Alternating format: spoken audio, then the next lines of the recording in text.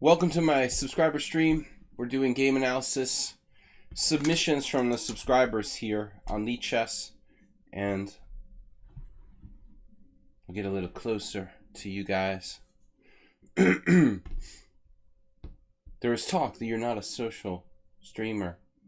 Socializing with other streamers, by the way.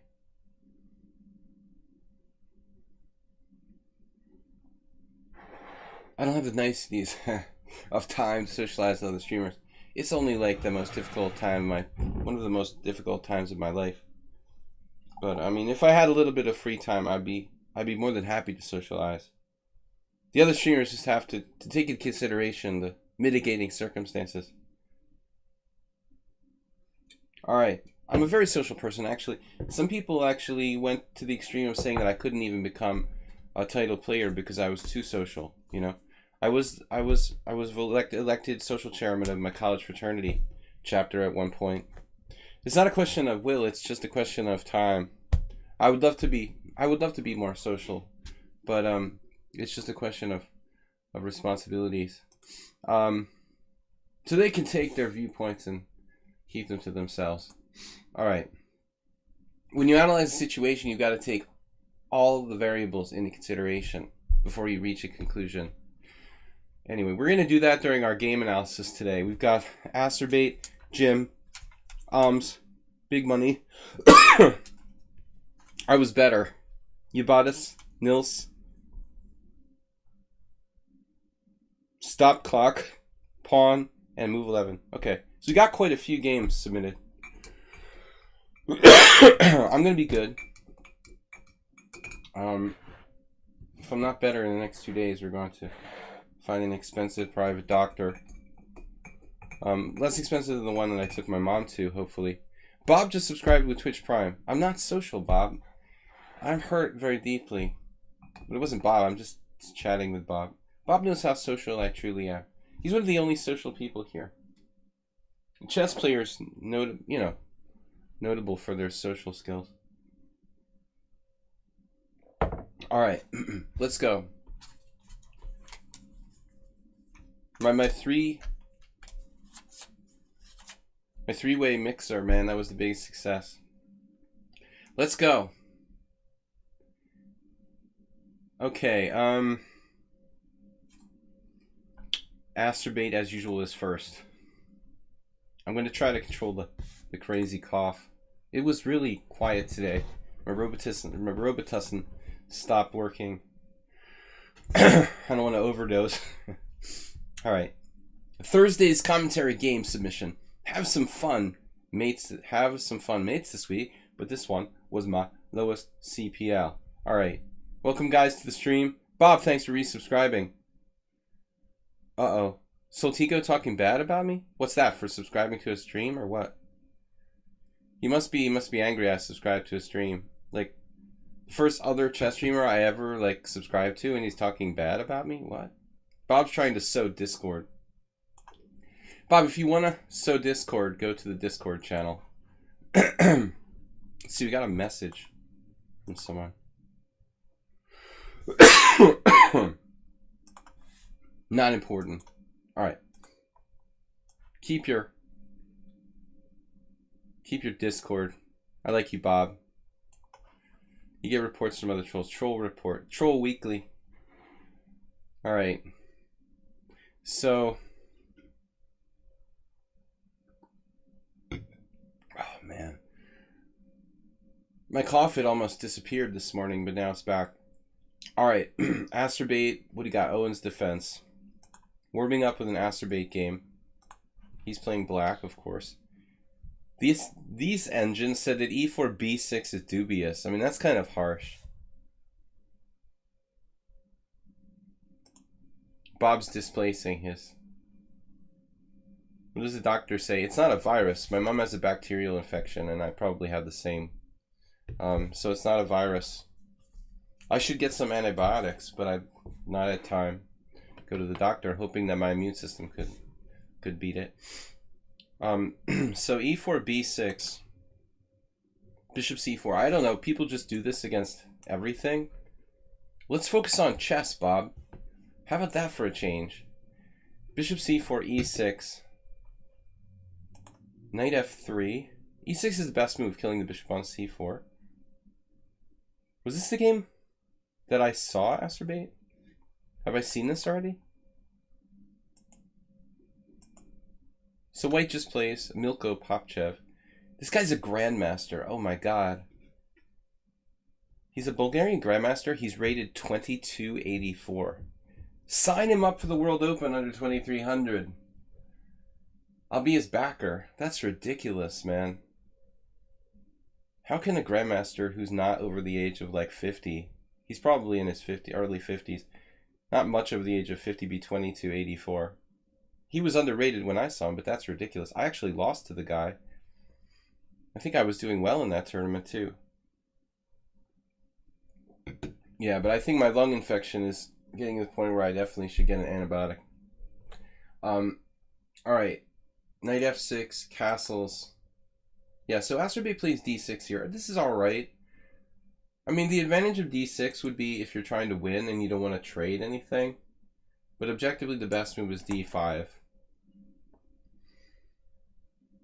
But I was saying to Asterbait that I think that d5... Let me turn the engine off. The thing about d5 is the engine will say like it likes ed, ed.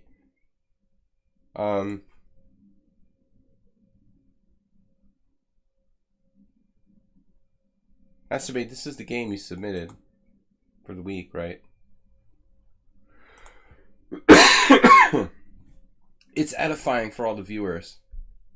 He likes b6. Nothing wrong with that. I think b6 is alright. But I'm saying the problem is, on the practical level, if you play this type of move, although the engine will say this is best, it's very hard to win from symmetrical pawn structures. Like, the best way to win chess games, I think, is to play, you know, imbalance. Whether it's material imbalance, structural imbalance, what have you, you know, opposite side castling imbalance. Any kind of way you can create imbalance increases your chances to win. And I think that when you get the symmetrical pawn structure, that kind of reduces the chances that you'll win. Jim, what's up?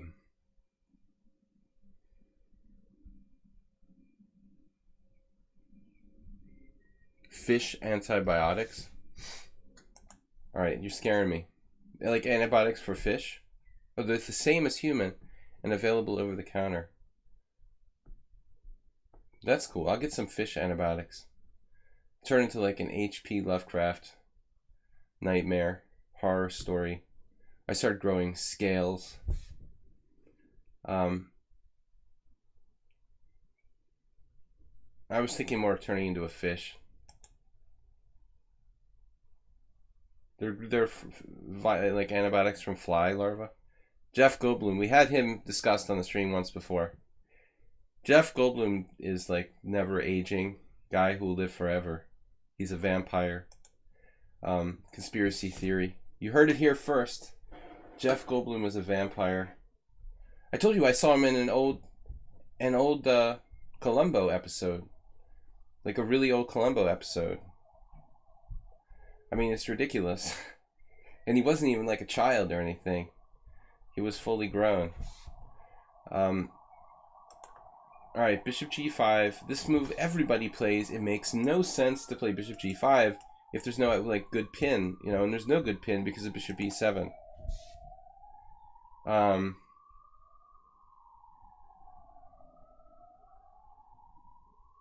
e5. E5 is dumb because you're, hey, let's trade off our strongest point in the position. This is like helping the opponent. I want to destroy white center. Well, let's help you do that with like e5. Self-immolation of one center. Alright. So you can just take, but I think that Asterbait, how to explain this? I think he didn't like helping his opponent have an established outpost piece on e5. It's a little like Nimzovich. I mean, trading the pawn to get a good outpost might almost be like justified. But I think if you look at this position from a strategical standpoint, really, anytime the opponent is like trading off their strong point, it's good for you. You know, probably takes and castles is like the standard response here. But Asterbait plays this. Okay. I don't mind this.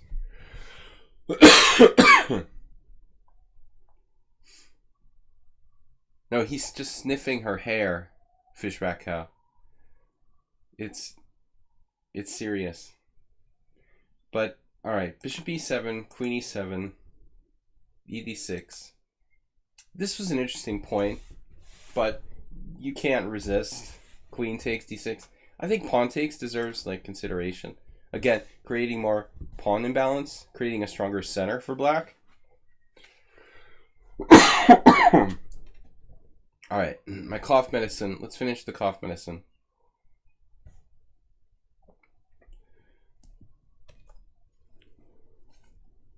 I need whiskey. You guys didn't send me a bottle of whiskey yet. The Ponda cam is on a different perspective. It was probably moved back a little further than usual. Now it's stuck. I don't know what you call this. It's the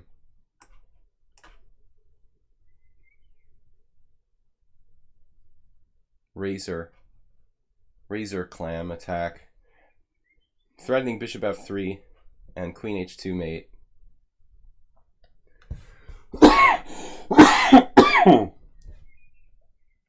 I usually just drink like Glenfiddich, Jim. Nothing too fancy. Better than your average pub whiskey.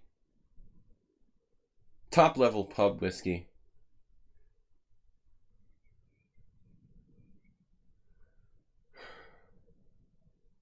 Now white just fell asleep at the switch here. Obviously he can play knight on bd2 and everything's okay. The game is equal. I mean, that's why, like, okay, you've got a cheapo, but Azerbaijan should consider taking the other way. You know, increasing his central control for the long run. Think long run, Azerbaijan, not short run. But seriously, queen d6 is fine too. And the guy just lost he just lost everything. So it's over. Are antibiotics expensive in the US? Generic ones are not. I mean, you know, a lot of them aren't so expensive. If you need like fancy ones, they are very expensive. I'm allergic to penicillin, so I can't take, you know, like the most standard antibiotics.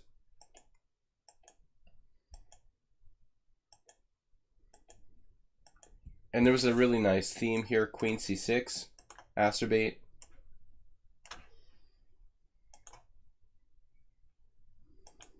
And he found a double check, setting up mate threats. Maybe king f1, just trying to run away? No. King f1, queen g2 check, king e1, queen f2 check, king d1. He actually gets away. There is no forced mate that direction. But this way there is, apparently. Check here. And Acerbate played it perfectly, except here he missed queen c4.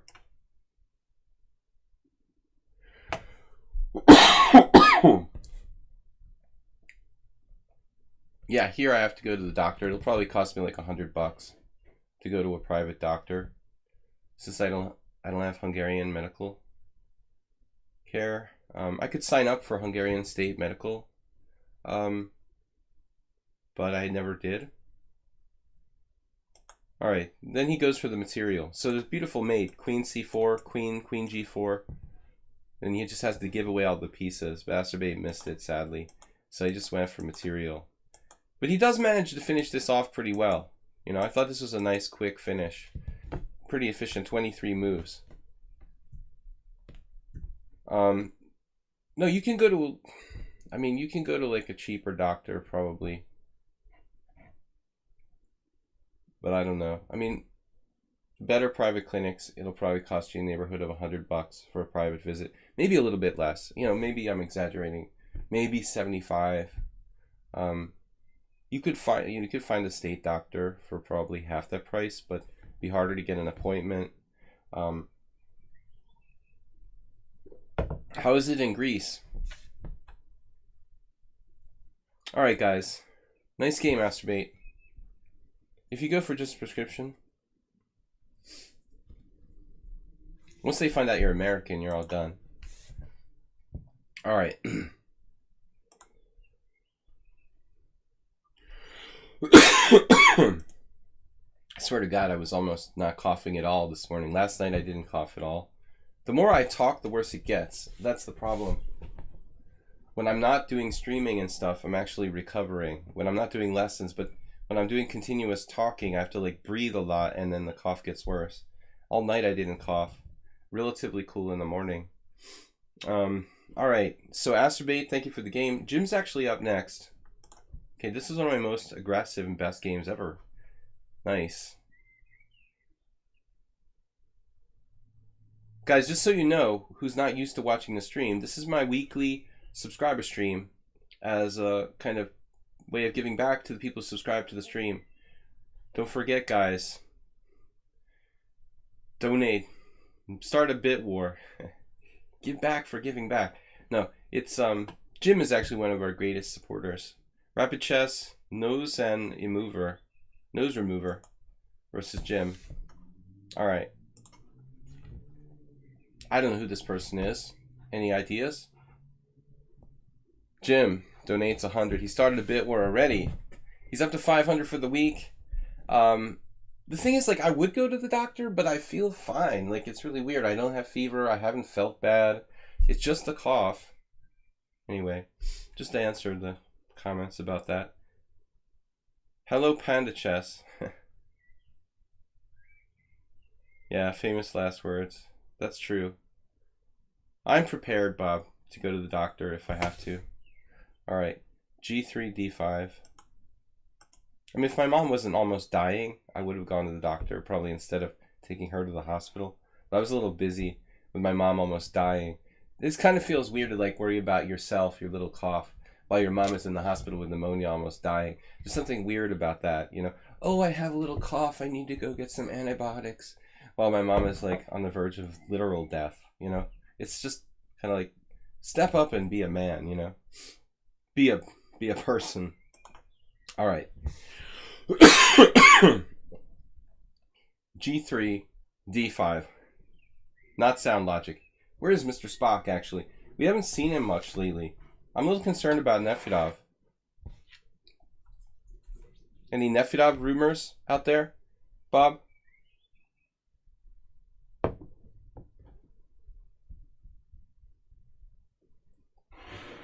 Yeah, that's really upsetting. I was like angry with my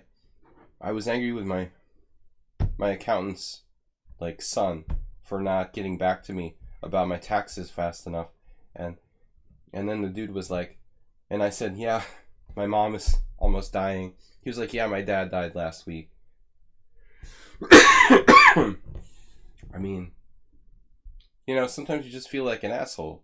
I was like, I didn't give him a hard time, but I was thinking like, what a jerk for not answering my messages and stuff, you know. And here I am, like, my mom actually didn't die, and his dad, who was like our CPA, actually did die. He's like, oh yeah, my dad passed away last week. I'm like, oh well, I guess then he has a good excuse not to get back to me. All right, E5. By the way, I like knight f3 here. I've been playing this a lot for white. It seems to me better than allowing black to play e5. A lot of people just want to play, yeah. Knight f3 is the best move, mathematically speaking, I think. But we're playing g3 on move 1. I used to play bishop g2. I get kind of tired of this, though. Like, giving black at least equality to start with. Like, the engine is like 0.1 for black here. Okay, black has to be a skilled player to handle this. Wow, Asterbait. What happened? Asterbait just donated 1,000 bits. Cheers, Asterbait. I need like a gong to ring or something. Man, thank you. Nice job.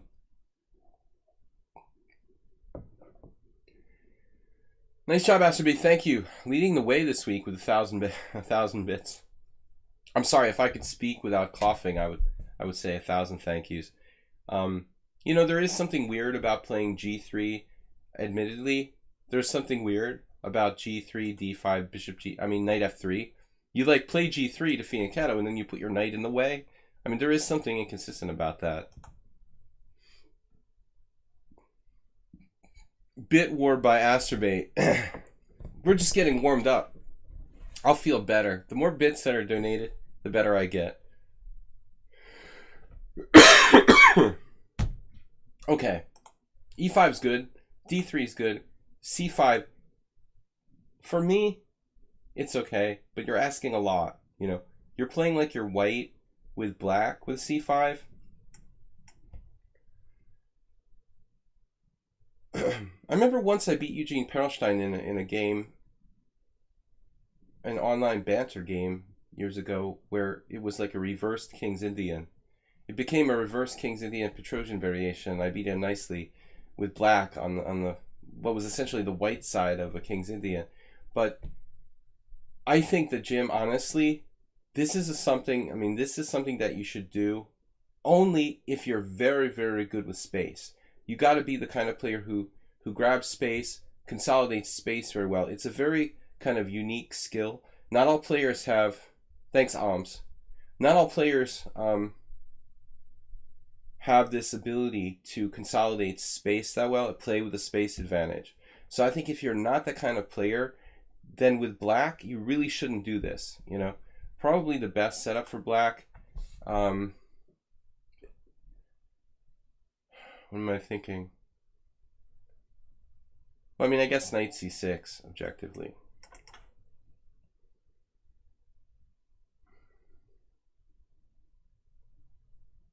It has the best score. I didn't even notice that, but for a reason, you know. Play it like an e4 game. I think that knight c6 is best. It gives you options to play f6 or just the two knights. I mean, c5 is like kind of pushing the envelope a little bit. You're a tempo behind your normal, you know, position. So if c4, whoops. I'm a little bit surprised about this position. Why are there so few games with c4? That seems like it should be probably like white's like most dynamic move here. Let's see what the engine says. Computer doesn't like allowing the Benoni, apparently. Computer just doesn't like. You mismanaged your account last month and was broke. Don't donate too much to the other streamers, just me. I'm the best. No, I'm just kidding. Thank you, Asterby, for all you do, man. I mean, honestly, there's a lot of different ways we can play this. Knight c3, e4, c4, knight f3. So you got a wealth of possibilities. Classical King's Indian reversed. And now, Jim plays bishop d6, the Sarawon variation, down the tempo. I mean, that seems like it should count for something. Jim donated another 100 bits. We got Asterbay with 1,000. Nils with 850. And Nils should be in the stream tonight. And Jim with 600. Bitworth started. I'm hoping Nils shows up.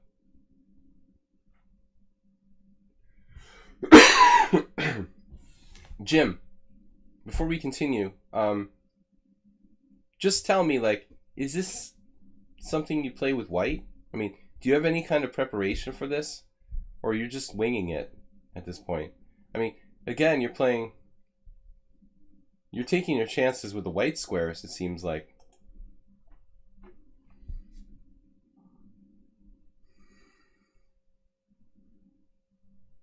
Now, I don't know who this guy is. But the plan is for white to apply pressure on the white squares. Usually knight c3. I would prefer that. Jamon. My favorite thing in Spain is the jamoneria. Go to the jamoneria. You grab some beer. You have some tapas, some olive, some cheese or ham, of course. Little food with your beer. It's cheap. Good stuff. Alright, so now, what is this? This is a lame move, okay? Knight on bd2. This is lame. Why are you doing that? This is the Sarawon variation. You need to play here. You're a tempo up on book. Yeah, Jim, you can play f6 at some point. Or white has to play. I mean, you have to play knight c3. You have to apply pressure to the weakened white squares, and then maybe this comes back here next move, or he can play a reversed proper here, knight h4. This is Paschall Thursday, my former teammate, against Vladimir Gergiev. I know both these guys, but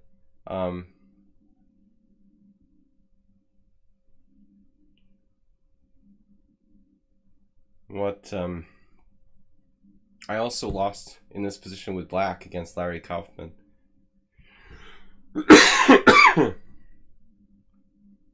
I mean, I guess we played knight h4. We threatened to play e4. Everything is thematic for white, trying to get control of the white squares. Spectacular camel. Beer is always good. Good with hamon. Chatelbashev. It's a classic Danish name.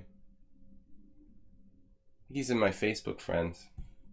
Vladimir Gergiev, I checkmated with bishop and knight versus king to qualify for the US Championship once. It was actually around the same time when he played that game. It was around 2003. Alright, here. That's the best, probably. Knight on bd2, super lame. Here, so he's playing c4. Bad, bad, bad. Maybe not that bad, but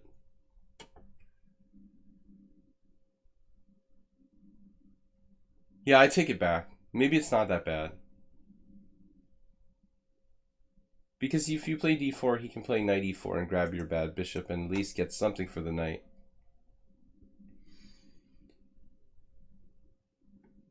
Generally speaking, like, you don't want to play this type of setup where your knight's on d2 and you're playing a Benoni with your knight on d2 blocking your bishop on c1.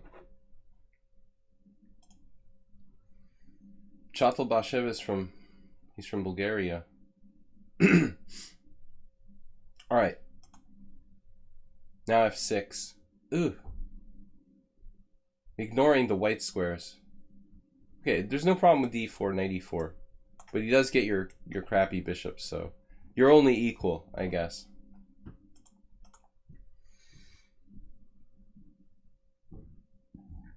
It appears you don't have time for f6.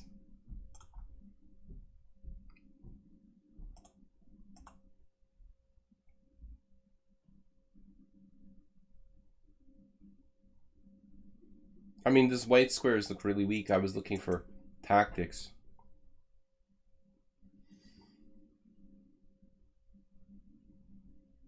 Mihai Suba would probably put this game in one of his books. He would love this position for white.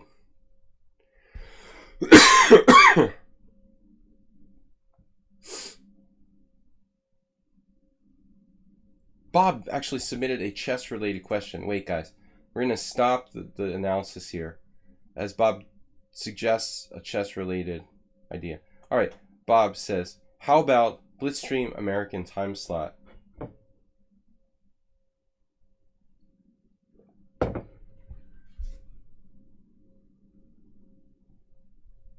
My American time slots are Tuesdays and Thursdays. Well, I mean, we are doing a Blitz tournament on Tuesdays. No, Nils, we're not to your game yet. You're buried down there in sixth place. So the engine here suggests knight g5. Obviously, that's a hard move, to play because there's no concrete threat. It looks like, okay, knight g5, move the knight, big deal. What's the idea here?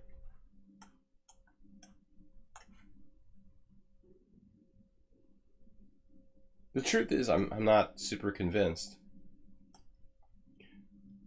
IVYM subscribed with Twitch Prime 4 months in a row. Thank you. How's the guy who wrote that book? What book? What did I miss?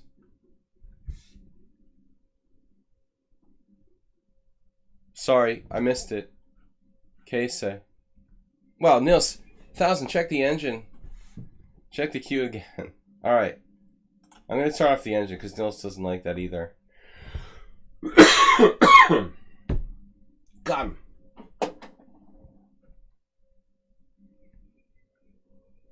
Oh, not this exact position. Similar. Dynamic chess strategy by Mihai Suba. Not exactly this position, but he would like this position. It's very similar to some stuff he went over. No, Suba would like this hyper-modern game by White with knight g5. I apologize, guys.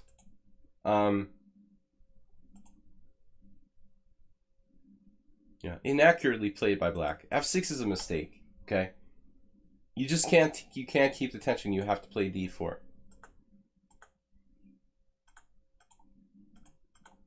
You're very fortunate. Now everything's okay. It's like a Marazzi.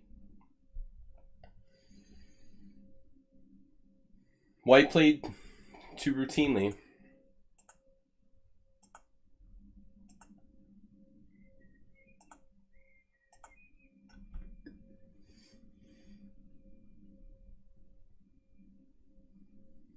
And I know, because I played the Marazzi with black. I mean, he's running out of things to do.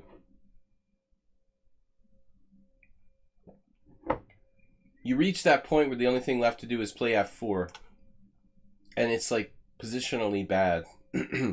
Whoa, Astrobate increasing the bit war with another 1,000. Nils didn't see that coming. Nils, I made a mistake, Nils. You seem to be next. I made a mistake. I'm sorry. Nils was next. Oh, my pen ran out of ink. That's weird. Nils is actually next in the queue. My mistake. I've been living in Eastern Europe, you know, for the better part of the last 15 years, so I know how it works in Eastern Europe. Astrobate. 1,000 bits. Nils up to 1850. He's next in line. Man, you guys are great. So, anyway, White goes for b4. Yeah, we'd like to play a5. Can't. Whoa. Where's the Panda? Nice week for donations. I gotta pay for my doctor's visit. I gotta go, it looks like. Alright. Wow. That is awesome. That's an insane move, man. h5. Go on for it. Very sound. Absolutely. Strategically correct, in my opinion. Panda has spoken. Panda Cam is frozen.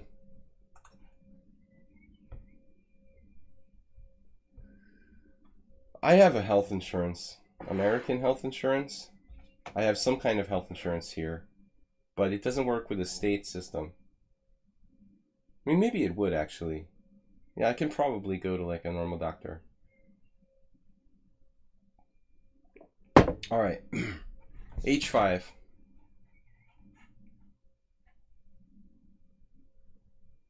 This is crazy, dude. h5. I really don't think that kind of attack is relevant in the Marazzi. You know, you see it sometimes. Sam Shanklin had a game like that where he did something crazy in the Olympiad like 2 years ago. And I was like, dude, you're out of your mind. You know, he actually did something similar. There are a few examples where you can do h4 in the Marazzi. But I mean, you know, you're gonna like leave your king in the center, play without your a8 rook on the diagonal here. I mean, that's nutty.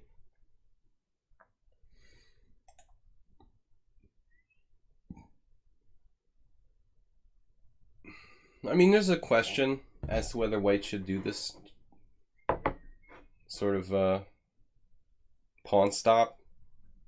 I think that h4 is okay. If you can do it in the Soltis variation of the Yugoslav attack, you can definitely do it here. There's a question whether it's necessary or not.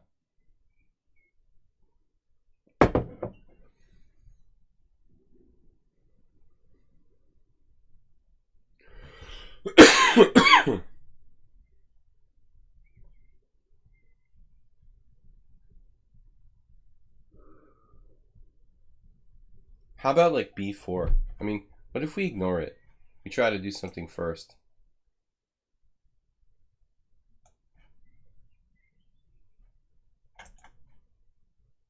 Oh no, knight d4 actually is good for black. Snap. That's a big problem. Did you have that last move?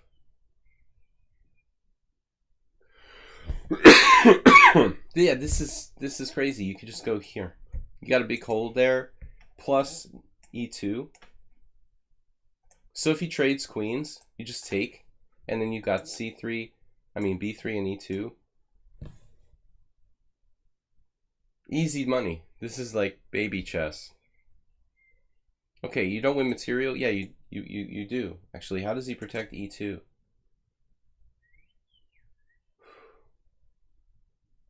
Can I play this? This? This? This? This? I mean, this is stupid for white. You just lost the pawn for absolutely nothing, unless that knight is trapped on e2. Is it possible it's trapped?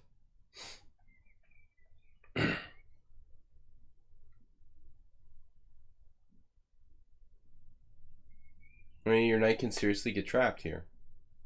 You save your rook, and then bishop d2. And you better prepare for the oncoming trappage. You could sack the exchange, definitely, Nils. I mean, of course, this is fully sound. We have enough compensation, but I'm not sure if that's enough for... Yeah, maybe black is just better. I don't know. Here. 2 pawns, good structure, 2 bishops. I'd probably be happy to be black here. Yeah. So, I mean, what does this all mean? Like, a3 was a bad move.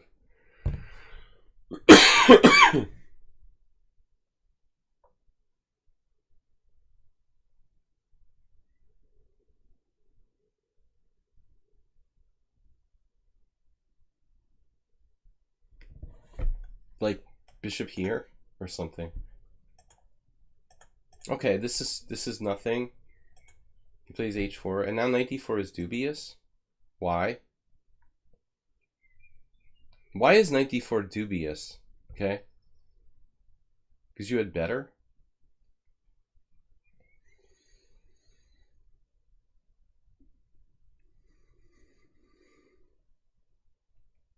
I don't understand. I don't understand what this is about. Why? Why is this dubious? I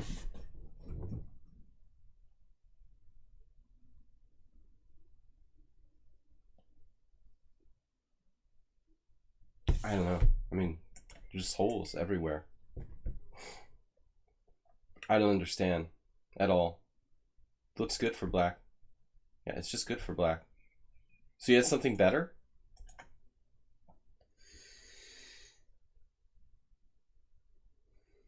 No.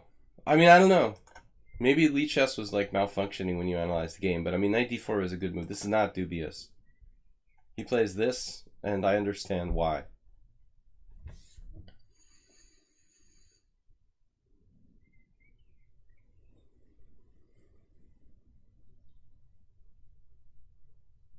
Now, you go totally postal. But what are you supposed to do now? I would consider maybe bishop h3.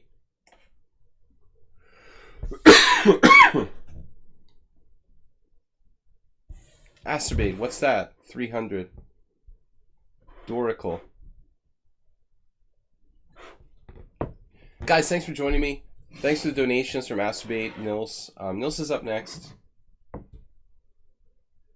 But I thought this was an interesting game. Every time we play an opening, like we do an analysis of an opening that I play, like King's Indian and Marazzi, this almost could be an accelerated dragon. You know, I get into it and I can't stop myself. So I spent forever on this game. But g5 is crazy. But direct, you know. Dude, it's a Marazzi, though. I mean, you played c5, e5, d5. You know, it's not like it's a Yugoslav attack. Tibor Tolnai. We have a Grandmaster here in Hungary. He's a great dragon player. There was a guy, Bela Pereni, who died in '89. He was kind of the head of this school where people played the dragon and the Benoni. But Pereni had a good friend, Tibor Tolnai, who's a pro poker player and chess grandmaster. And, oh man, this doesn't even work. I mean, Tolnai could just sack a piece here on g5, you know, I mean, even this is like... Even this is probably not that bad for white. Okay, the engine says it's bad. But you've got knight f6. He's got knight f6. This is dubious. Let's see. This is fun though. Maybe this happened. Okay, this is the game.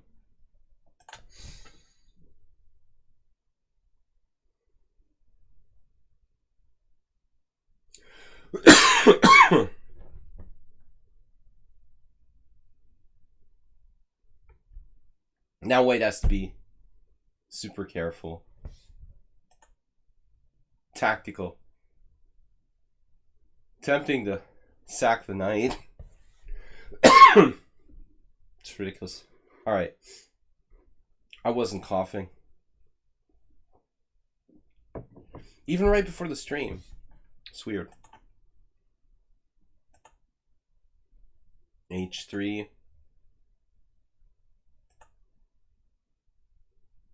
So you don't normally, I mean, Jim doesn't normally play like this. It wasn't a perfect game, but I think the point is that this game wasn't his, it wasn't his normal, like, cave. He doesn't play like a caveman. You know, this isn't his normal style. So I think he was very happy to be successful with this kind of caveman attack. H4, very difficult to find.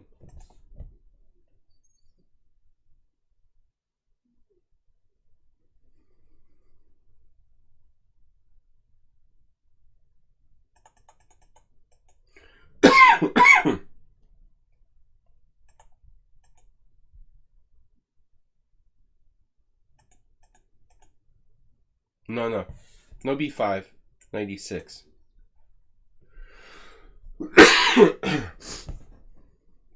Yeah, can't play b5 under any circumstances there. No, this is correct. So h4.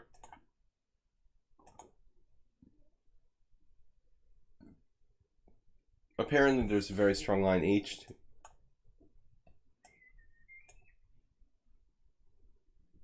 I mean, you even have this. That looks very strong at the minimum.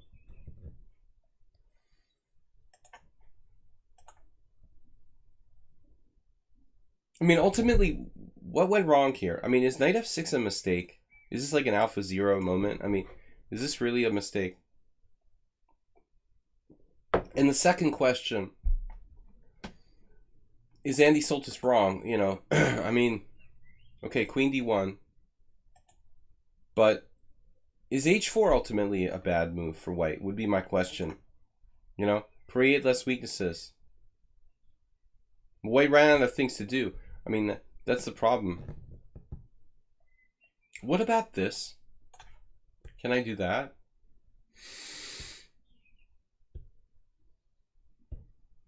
Trying to carve out a connection between the pieces on c6.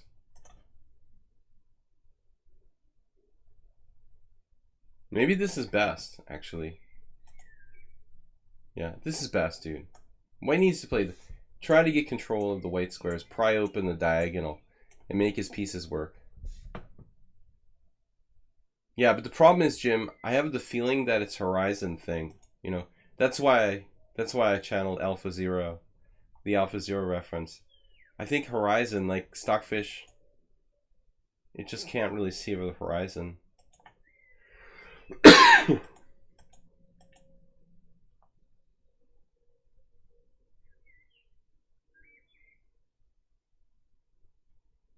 Apparently he can still play this.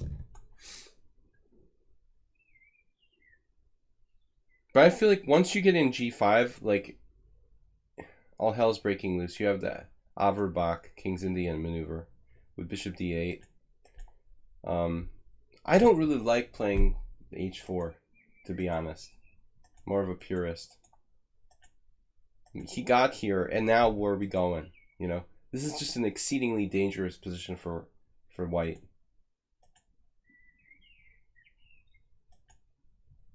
That was supposed to be the best move, according to Stockfish. And then suddenly, it's just horizon. He's just lost.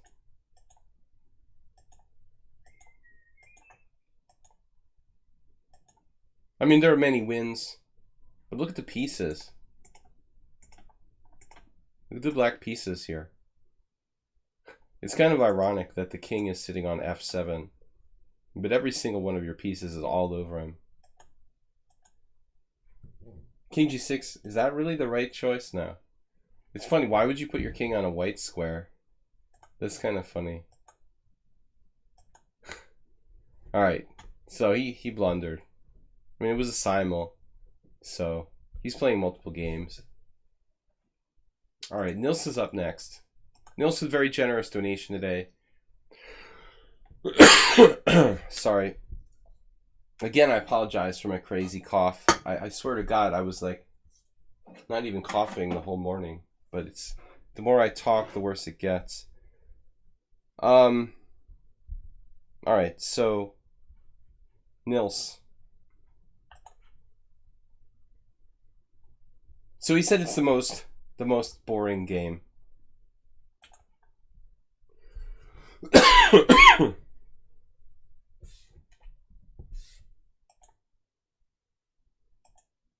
Nils is white. Did I see the long guy? Maybe I should have my wife call him. That's my wife's friend. But he's kind of... He lives in like Sweden. He's not even here that regularly. I feel weird like calling him back. He was just visiting like a week ago. I'm just gonna go to like a general doctor.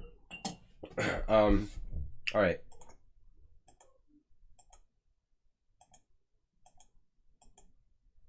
I'm pretty sure I have very standard kind of bronchitis. So Kosic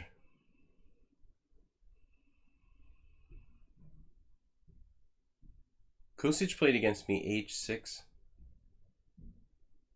bishop h4, bishop e7, I think.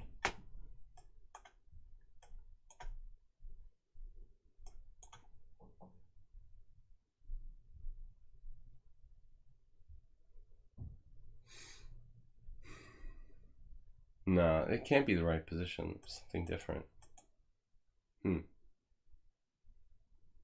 Now, Dragon must have done DC and then e4.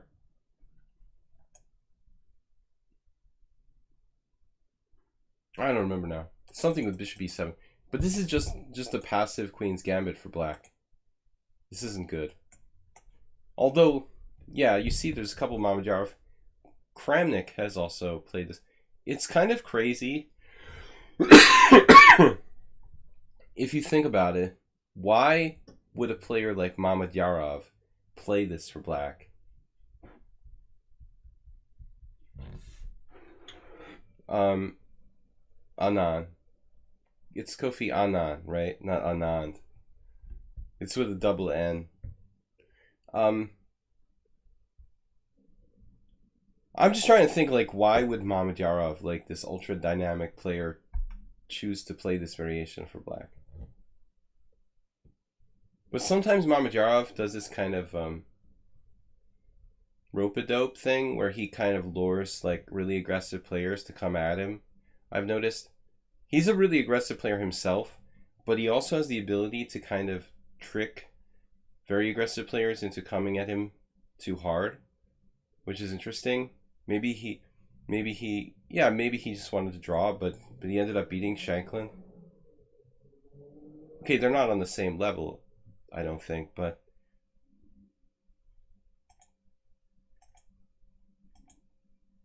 so here Yeah, Nils technically does the recommended move. This is considered inaccurate move order by black, and you're supposed to play bishop d3. I like queen c2. I've played this on the stream multiple times, but if you do this, you have to play castles long. I played some games where a friend of mine recommended this is very stupid. Rook d1. You see, this is the #1 move. It's a lie. This is a statistical lie that this is good for white.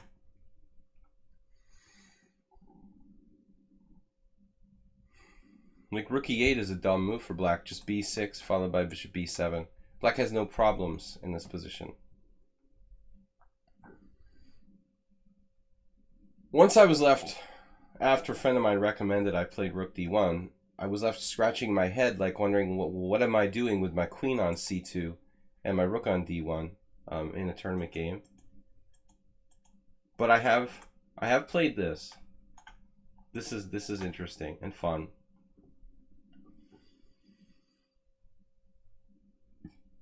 Nils, if you don't want a boring game next time, try queen c2 and castles queenside. Okay. Strong players know not to play h6 because h4 just pretty much like wipes black out. You just go totally postal on the king side.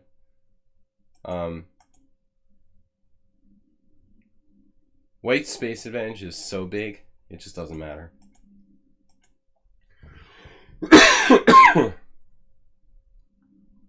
Alright, so knight on bd7, here, here.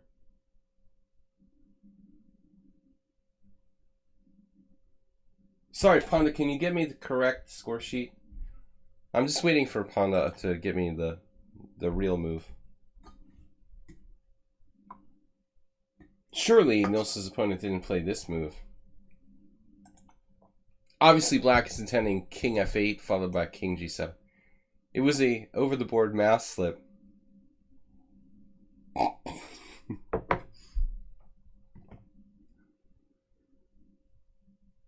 The dude like touched the G pawn to adjust it, and Nils was like, "You touched it! You touched it!" In Dutch. I don't know how it sounds when you scream, "You touched it."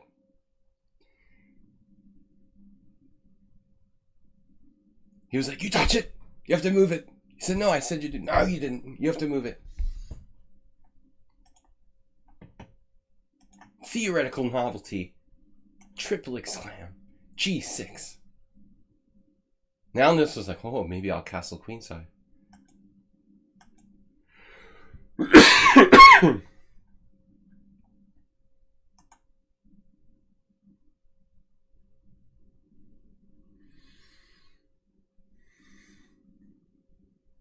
Okay, one idea I have here would be to play bishop h6 just to avoid exchanging pieces. And then maybe like h3. I know this seems a little weird. Cut out the knight g4.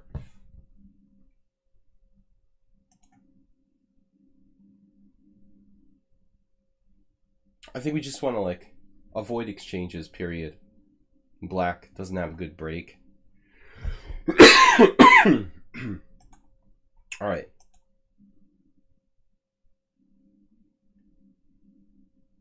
Nils, I've done things like this before. You feel like you need to make an active move, so you just do it, but it doesn't do anything.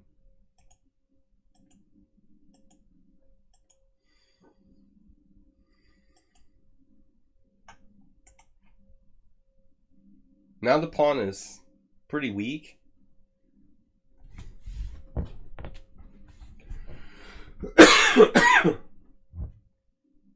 I should just like step out of the room, cough for an hour, then come back. All right. I think I had a cough drop somewhere. Where did it go? The rum didn't help at all. All right. No, I've done this before, Nils. Been there, done that. Been like, oh shit, I don't have anything.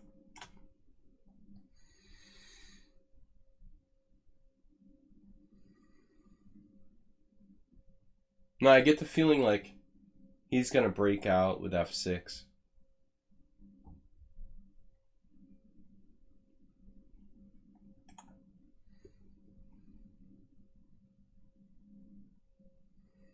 He just didn't have the self-confidence to do it. Like, this pawn is strangling you, man. And you have a chance to destroy it. But he was too dogmatic. He was like, no, I'm not going to attack the head of his pawn chain.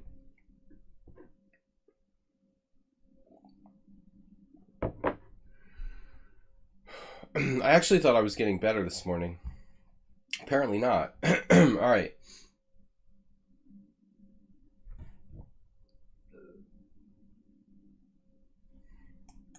After this, like, you have to take, and you got nothing.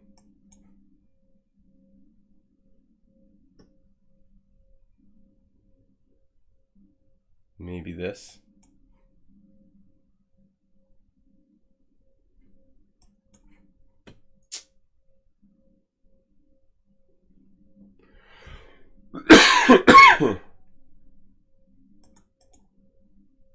Yeah, it's a problem. Nils slipped with 95. He gave away his advantage, and then the dude didn't have the guts to play f6. Instead, he played this. When you see a pawn like this on your side of the board, pawn or piece, whatever it is, destroy it. You know, no good will come of this opponent, like Nils in this case, having a pawn wedged on his side of the board, strangling him. You know, if you can destroy it, then destroy it. If it's a knight, you take it out. If it's a pawn, you take it out. But you can't leave it there and let it slowly kill you, you know? Nimzovich say not to attack the head of the pawn chain. It's not as effective. I guess. I never read Nimzovich. I'm just paraphrasing. I don't own any books by Nimzovich. A lot of people, like Esserman, says that my style is closely linked to him.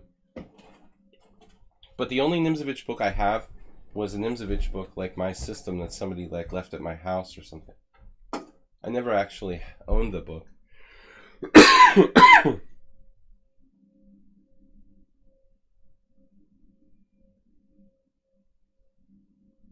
Yeah, I mean, no, move 11. We've talked about this. Sometimes you have to attack the head of the pawn chain. Right, it's not optimal. You want to attack the base of the pawn chain, ideally, right? But you need to take that out. Hold on. Cold air. Cold air is not good for cough. Okay. Black played b5. And now the positional grind starts.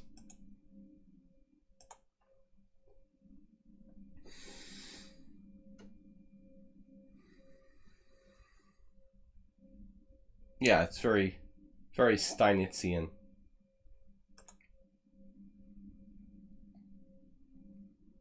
I don't know.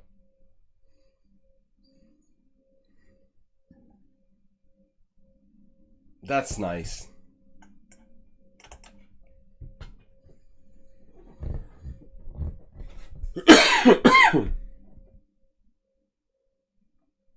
I almost like want to resign here for black.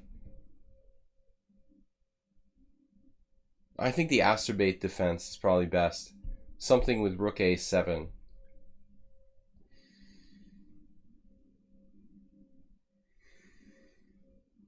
I'm voting for a queen trade. White's better. I think you should trade queens.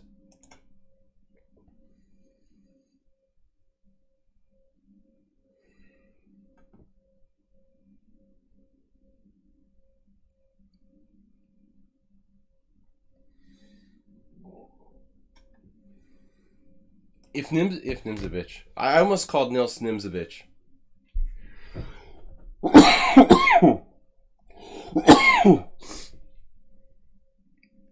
if Nils was a higher rated player playing lower rated, if he was playing a higher rated player, I would understand if the guy didn't want to trade queens. But here, you're like the lower rated player. I think you should trade queens here. So I think you should take and play rook a7 and try to hold on. I don't know if it's possible. Maybe it's more or less the same thing.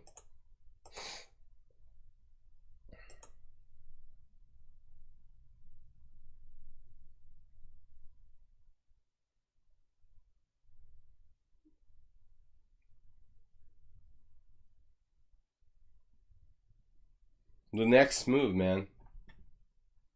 I mean, this is like killing yourself. He's gonna like pin himself with rook c7, and then what? Knight a8. You have to play bishop d7, and then swap a set of rooks with rook c8.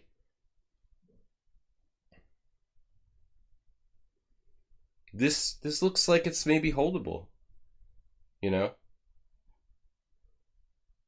I think this is the losing move, objectively. Bishop b7.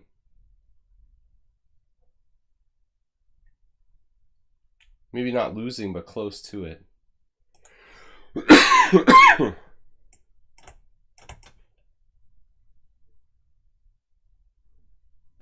I don't need to talk. I'll just show squares. Check out the next.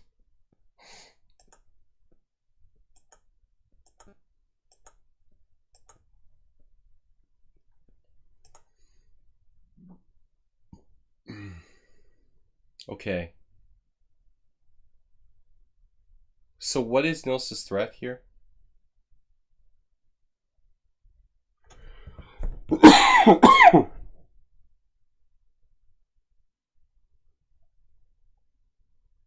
It's not so easy.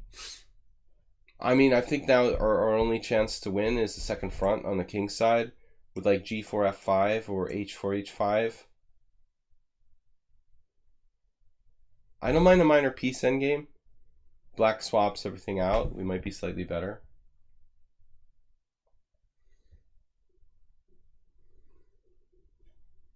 Nils, how about we allow one trade of rooks and then bring our king over to d2?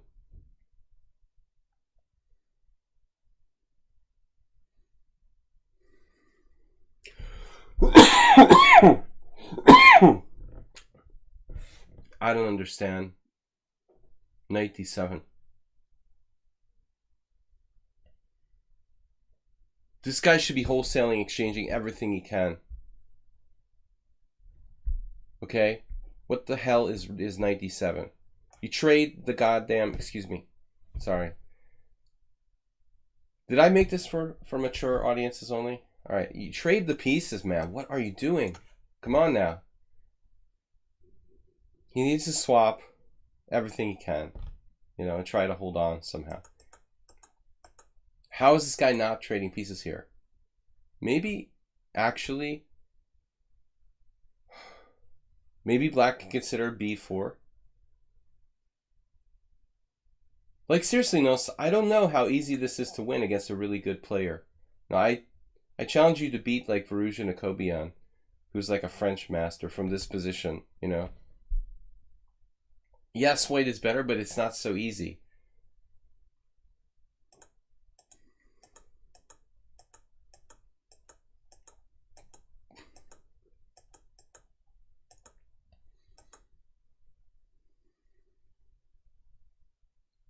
It's over.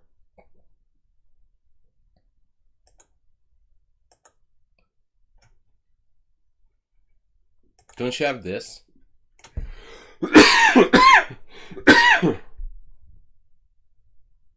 I think you should just put your rook on this 7th, man. Okay, this is good too. This is good too. It doesn't matter. Good is good. When you're good, you're good. There was a funny game that Leiko had along these lines. It was a rouser. I remember it was mentioned in Peter Wells's book on the rouser. Classic, yeah, rouser.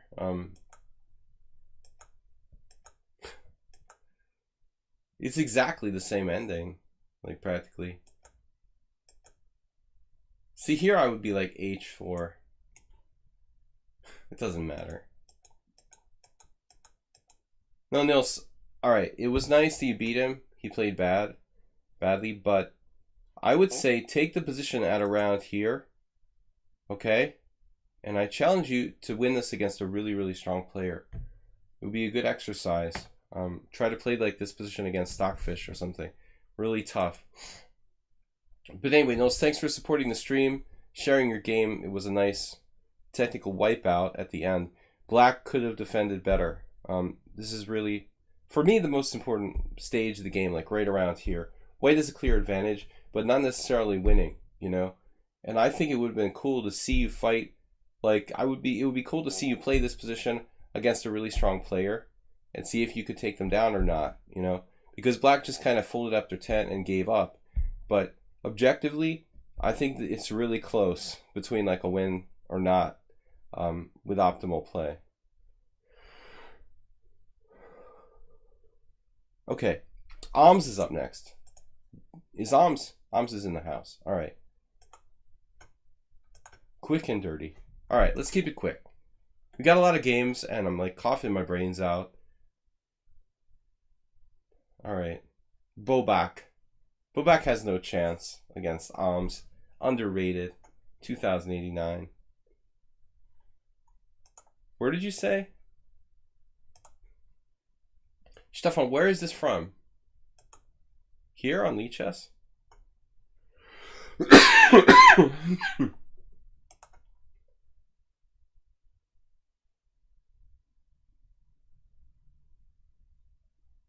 No, I'm curious where this game was played. Was this online? Alms is white.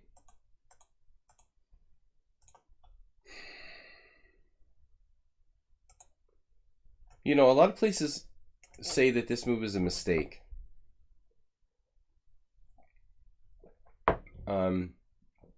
I played this against a guy who's an IM now, and I won years ago. It's actually recommended by Richard Palliser in his book 1D4. It's like a book from 2005 or something, which is a kind of general repertoire book on playing D4. It's a way of avoiding the Cambridge Springs variation, supposedly. Black has two good moves here. And it's very interesting because when you look at the statistics, it proves correct. H6 and D takes C4. Both have the highest scores. So basically, like Bishop G5, it's sort of like a bluff. The routine players don't know what to do, but any good player will play H6 or take on C4. So you know, take it for what it is. It's actually got some holes. In the game I had, my opponent played DC4, and I played Queen A4 check. And I've seen some Grandmaster games here.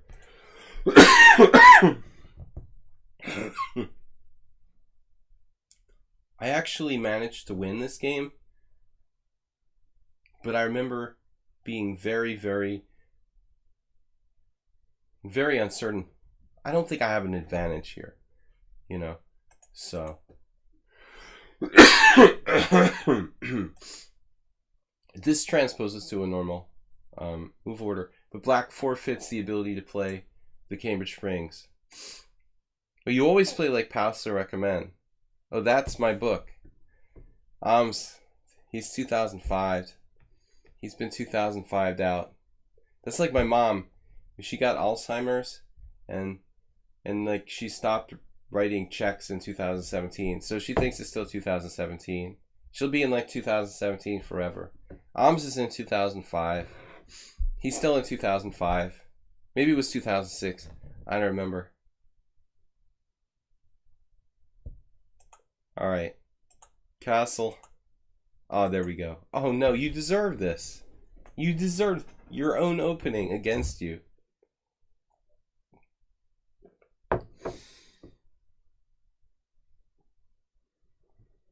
That's really funny.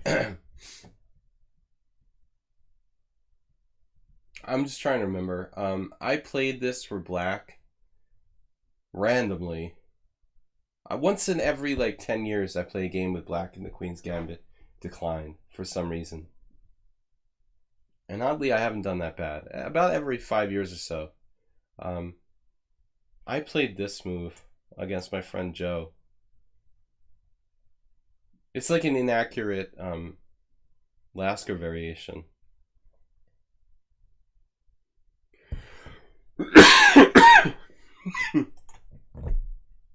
It's funny, a lot of people play b6 too. You can do the same thing. Tartakover. Play Tartakover without h6.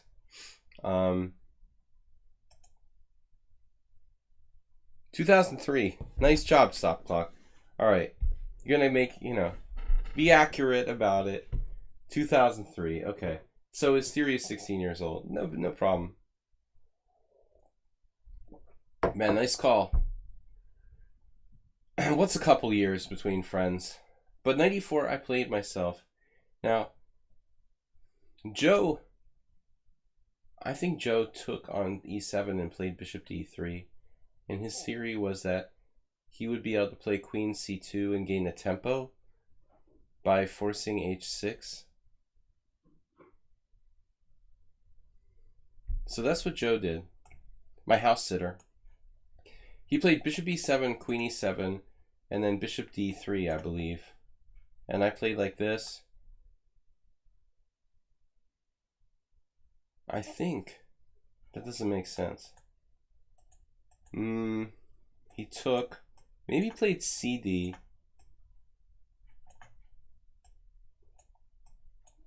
And then this? No, I don't know. The game in question I'm trying to remember is like from 1999. Anyway. Alright, so interesting move now. Bishop f4.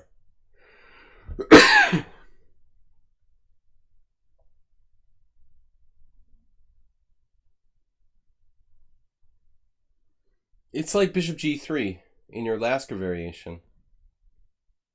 How strong was Joe, my house sitter? He's international master. That's why you don't want to like choose chess, being a chess player as your career. You end up becoming a house sitter and watching TV judge shows.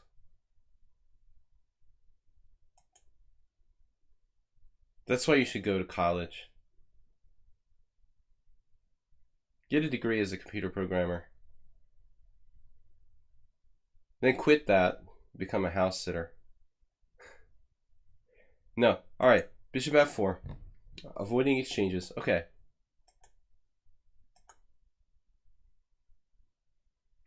Poganina. Why would Poganina want to play this for black? Alright, so now, theoretical novelty, c6.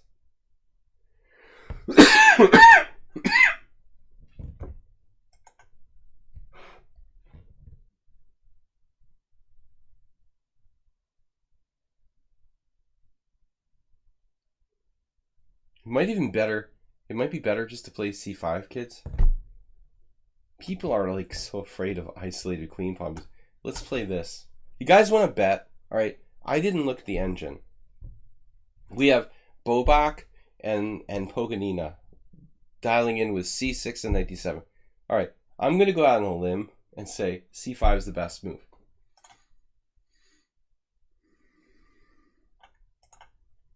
What do you guys want to bet? Engine? The Oracle? Oh no. Oh no, it's close. Oh no. No. c5. Poganina can't be right.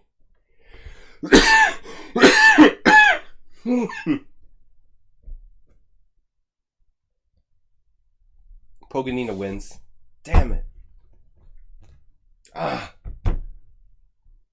Poganina.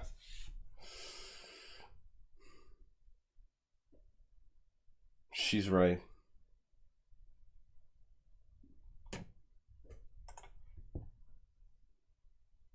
I like c5 though. Initially,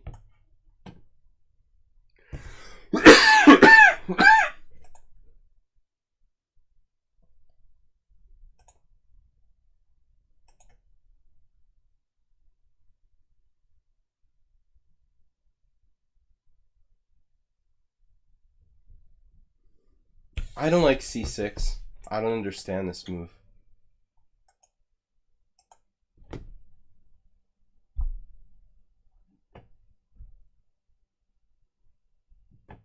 I don't want her. You can have her. She's too passive for me. But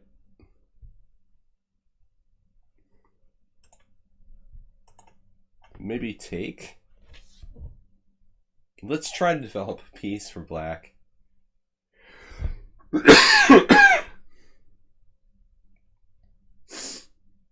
Alright. Maybe b6. b6, bishop a6. It's also good.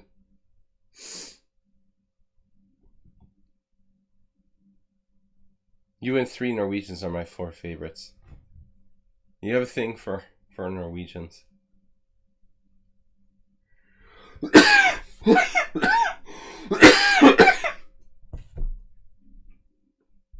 Alright. This isn't good. This cough is not good. Alright. This is totally just happened now.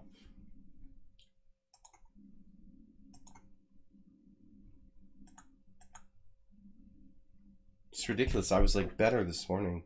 Now I'm like dying.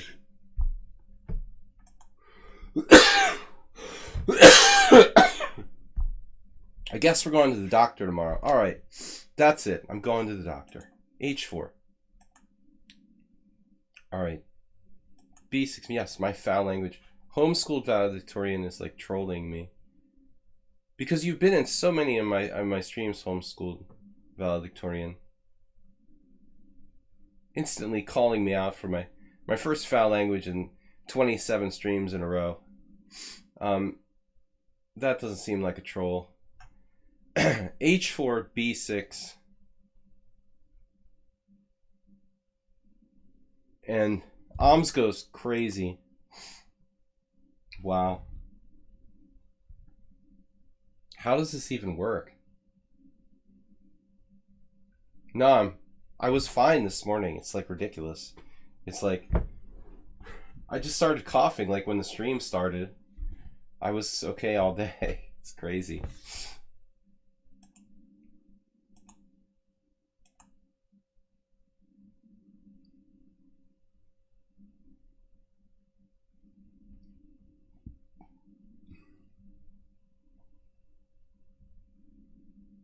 This is totally not your style.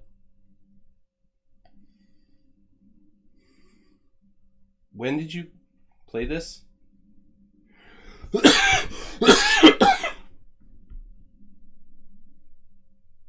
Yeah, I apologize, but I don't want to stop the stream unless I have to. I would, prefer to continue if I can. King g8, queen d3. It's my style if I can go for the sack. If I can win, I go for the sack. Yeah, but I mean, this looks like really...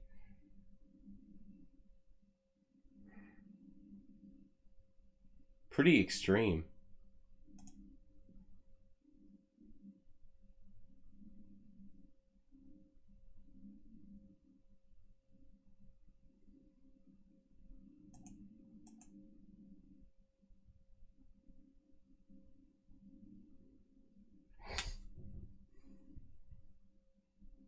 You got to calculate 3 moves. Knight e4, rook e8, trying for some kind of evacuation, right? And the move in the game, dc4.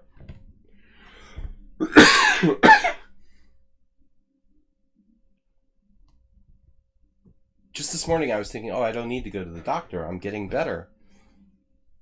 Everything's fine. It's ridiculous. Guess not. Anyway, so here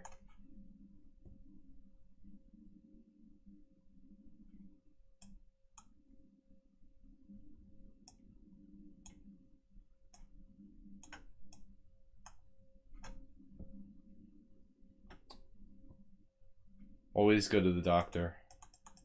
Well, I mean, obviously, if I had been coughing my brains out previously, I would have done it, but I was getting by until tonight. Bishop e5. So what's up with this, Alms?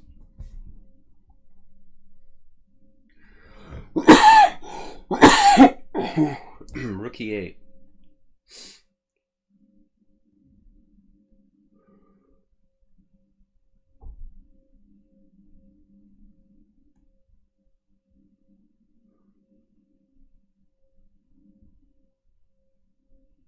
Yeah, Mucinex that they have at the pharmacy. I got Robitussin instead. But I don't want to take Robitussin after drinking like a shot of rum. The Robitussin doesn't seem to do anything. I've got like Coldrex, and that really helps in the night. I'll take that later, but this is the first time it's been like this.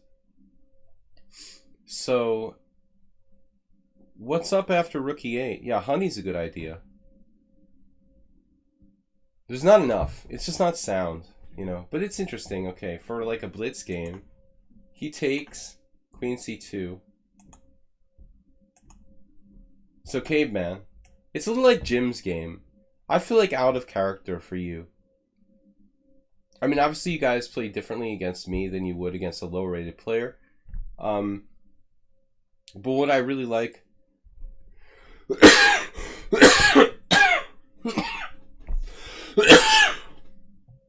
What I really like about Alms's game is how consistent and solid he plays, how principled he plays. In this game, he is doing something more dystopian and crazy, you know. But it's cool. You can't just play one style. I mean, nobody should have just one style.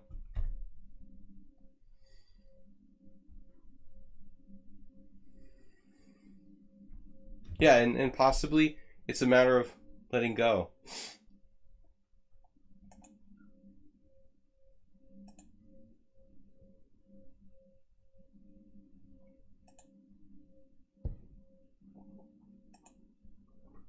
Oh, that's... I mean, first thing...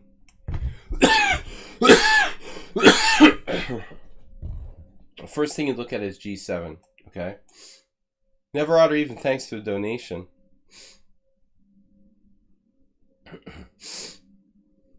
Robitussin doesn't do anything for me, Astrobate. Neither does NyQuil. But the European cold medicine seems decent.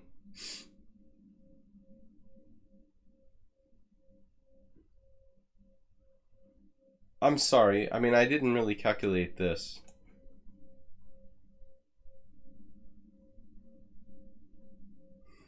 Seems like a problem.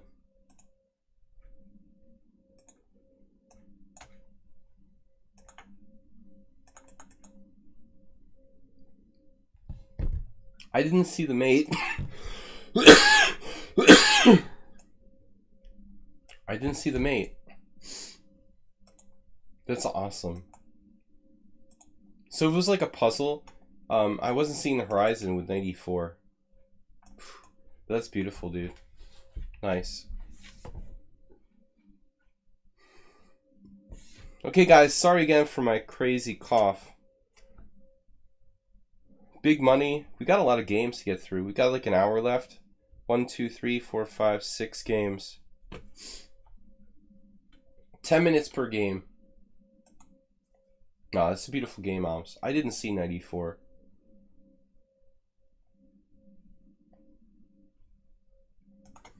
Thanks, Never Odd or Even, for the donation. Tomorrow we're supposed to do a stream. Alright, tentatively, we'll see how I am. Tentatively, the show must go on. I mean, I will not cancel my stream unless I'm at the doctor's office. There's no way. Alright, so Big Money was next. There it is.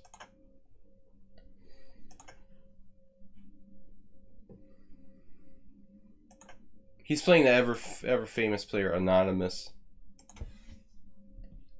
Thanks, Acerbated Nils, Jim, you guys, Never Odd or Even, everyone for your donations.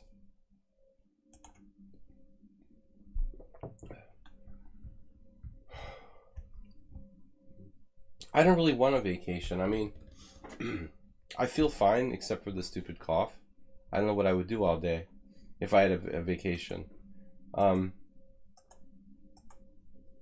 So Banco Gambit. I mean, it's different if you're like really sick, you have fever, you're in bed, you don't feel good. You know, then you don't want to work. But I don't feel like there's anything wrong with me.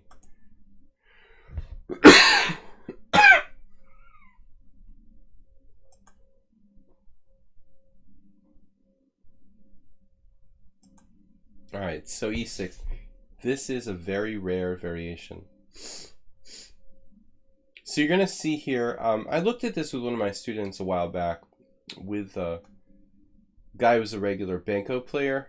I sound a bit wrong. I do. It's not right. All right, I agree. So this Anna Geldiev guy, tons of games here. Notably, recent game, Nakamura versus Dubov. I don't know, let's see where this was played.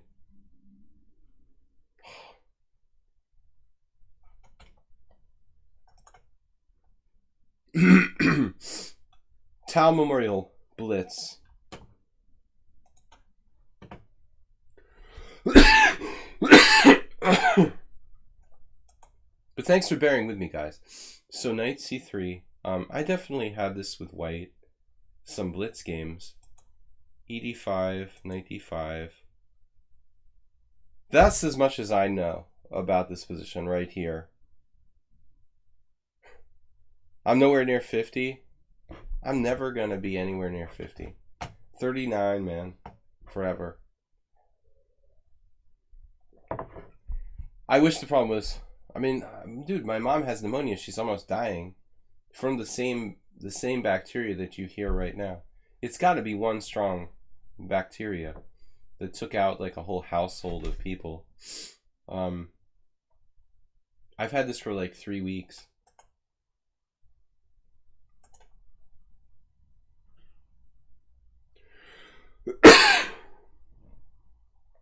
My inclination here is to take on d5. Okay?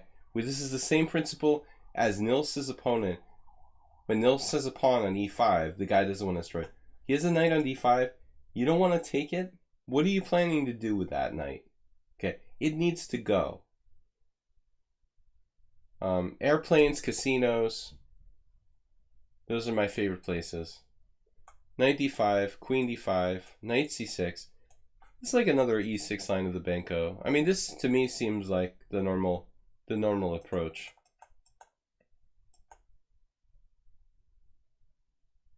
I mean, maybe here you could experiment with like knight a6 right away, but I guess he doesn't want to allow the pawn. Problem. Okay, here, this type of thing with e5.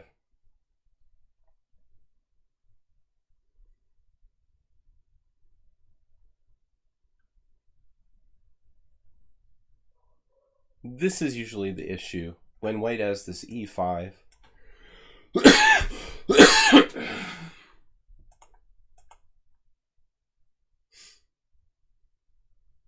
Yeah, I need a Palinka right now. Whiskey would have been better. The rum is not good for coughs, obviously. I was really anticipating getting through this stream without a lot of problems. I was surprised. Here. Okay, so this is like a little like a Blumenfeld. This is kind of poisoned.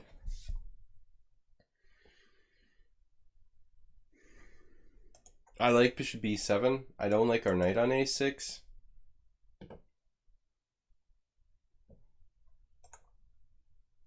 Feels like a correspondence game. Maybe it is, actually. Yeah, it is. Okay.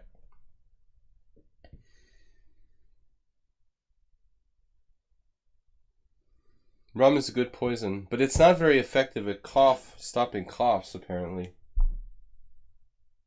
It's good as a poison, but very bad at being a cough medicine.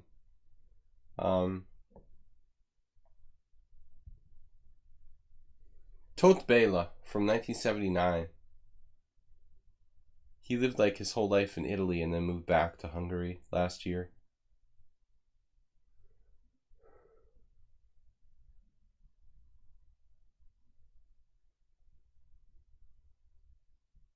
So it's correspondence. They can actually use the opening book. But here, Big Money is actually... He said he was playing white, right? That is what he said, isn't it? Now I forgot.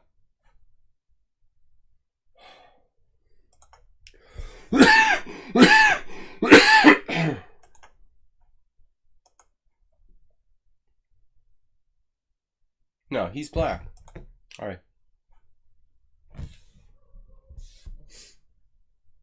So maybe Big Money doesn't use the opening explorer because he's leaving book here with knight c7.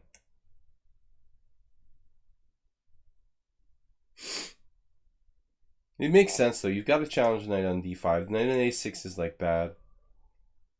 The only problem is that black is behind the development here. I don't like the fact that our bishop is buried, our rook is buried, our king's still in the center of the board. I don't care about being down a pawn, but I'm concerned white will have better control of the center, better development.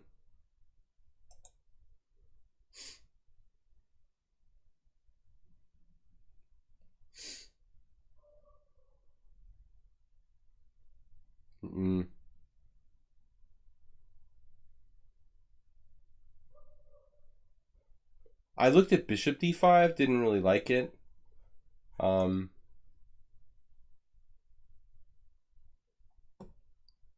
Computer says knight d5. That's based on tactics.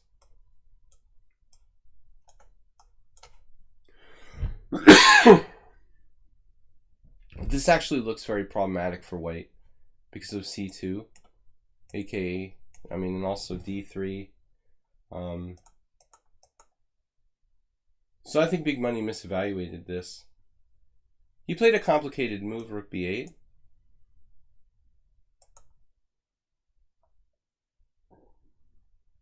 And white sort of got greedy.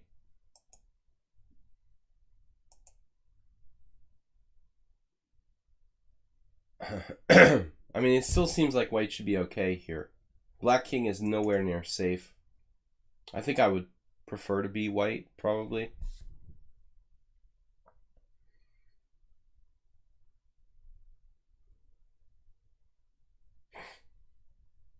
So Ams is very anti-Benko Gambit. I'm not so negative about it. You know, I haven't had an easy time against the Benko. I don't think it's that easy.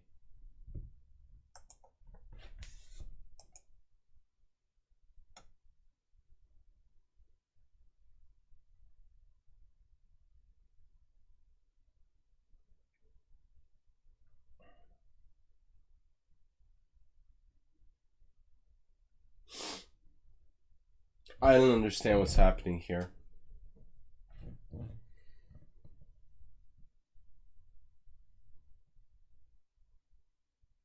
So apparently there's some huge advantage for white based on the evaluation. But the black king is not safe. I guess the white king isn't very safe either. But what do we play? Bishop a6, bishop e4. This is a crazy kind of move. Knight takes e4 here by Big Money. I don't think I would have played that.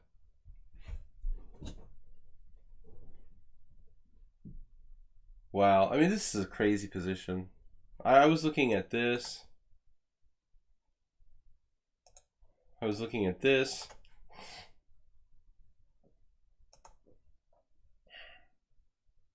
This is like an exceptional move. I mean, knight takes e4. Letting your king get just drawn out into the center. Everything's okay. It's like equal material. No, black's down a pawn. And his king is trapped in the middle of the board.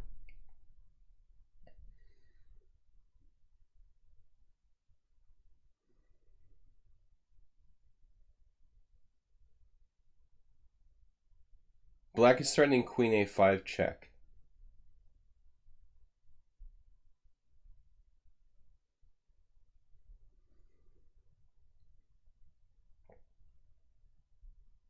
I think there's a threat of like rook f8 followed by rook takes f3 here.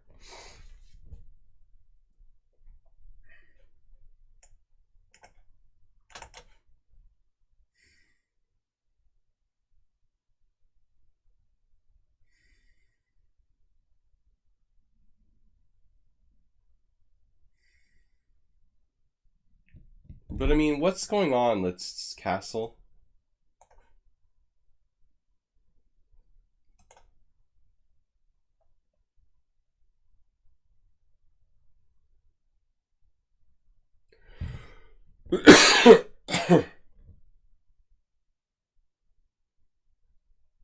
That was beyond me. So you trap the bishop on f7.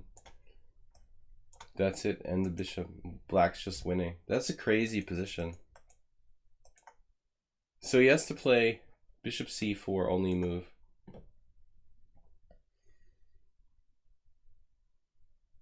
I mean, I think this is the kind of position that would take down grandmasters. I mean, it's so crazy. Very counterintuitive. Not in a million years, I would have played knight takes e4, I don't think. You're thinking about like your safety, you know. For me, that's remarkable. Because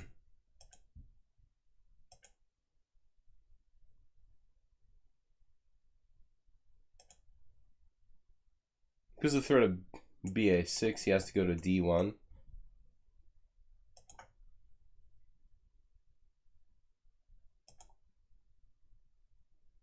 Well, apparently there's like bishop c6, bishop a4. That's too hard to find. So it got out of control now. Black actually...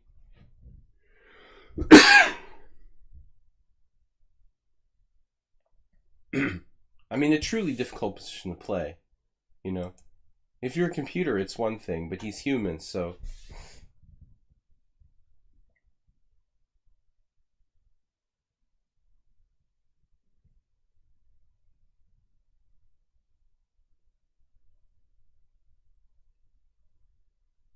Stream Express, thanks for the invite, but I think I gotta go to the doctor tomorrow.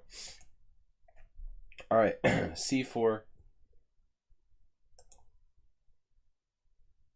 Now the game is completely out of control.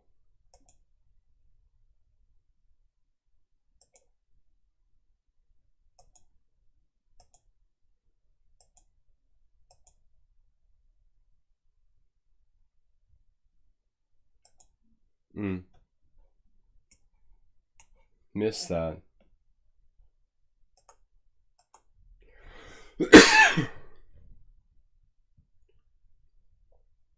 It looks like white is gonna get a lot of checks. Queen g7, queen d4. Maybe a rep draw. That was a fantastic game, big money. Wow. So he just missed this. And then you blundered.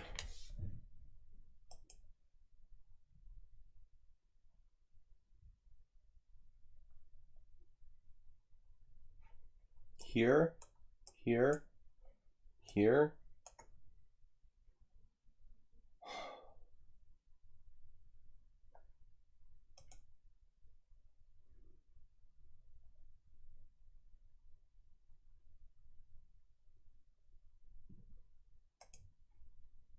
Apparently this is a variation.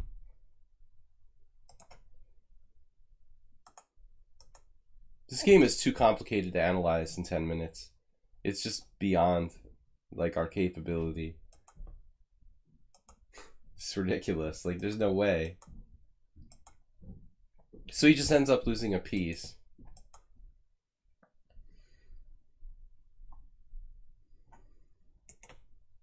White is down a rook.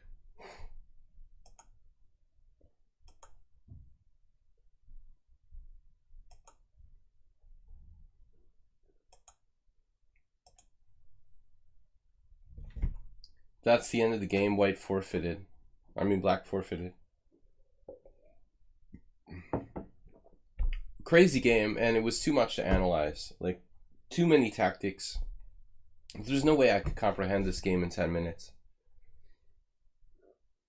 But I will give you credit for playing 94. That was an amazing move, justified by the engine. Very hard to judge that, and then very hard to play, even though you're winning. Very easy to make a mistake. Okay, so we've got Yabatis up next.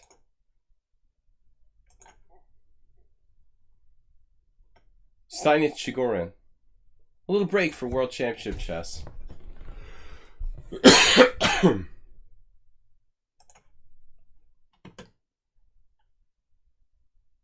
Real big money. No, you're not allowed to submit games that are that complicated tactically anymore. That's beyond our capability here. I had no idea what was happening. So, Chigorin Black, yeah, this is an idea he's kind of famous for, playing Bishop G4 here. I've seen this game long ago. I haven't looked at it in years and years. Effectively like a reverse Trumpowski.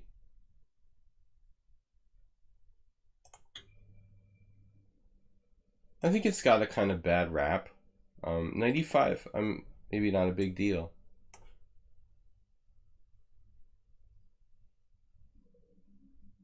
I like C4, turning into a Trumpowski line I play, but it looks like 95 is a critical move.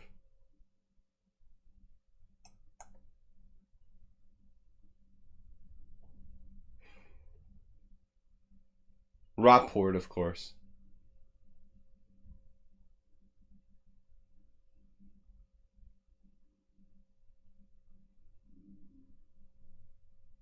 Honda, come here.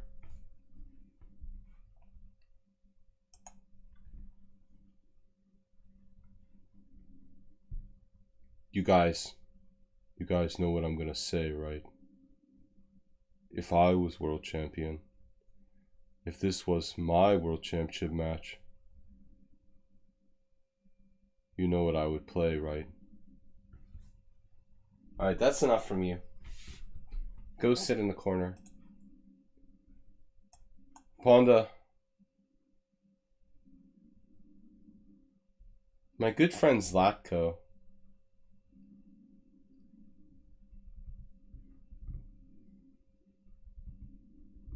Zlatko played h5 twice.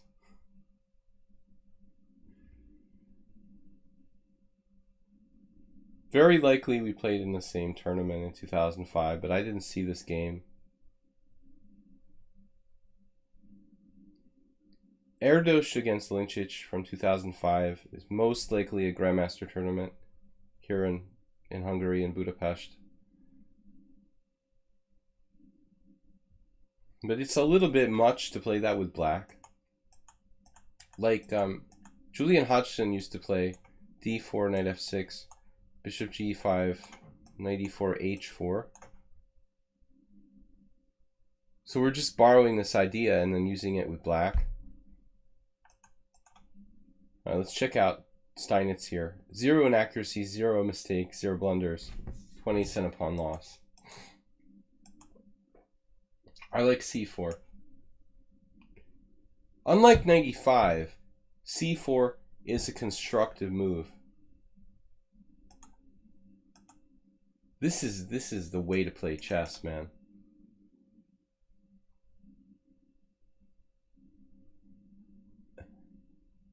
Alyakin has a game in a similar line where he played like EF.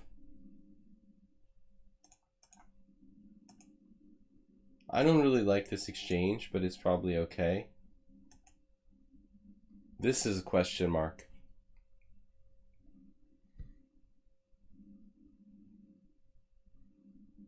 Straight up question mark.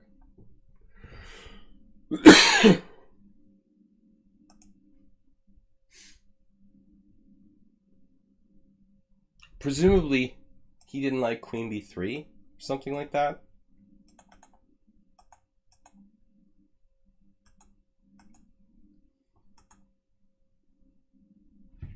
Now what do we do? Do we sack a pawn?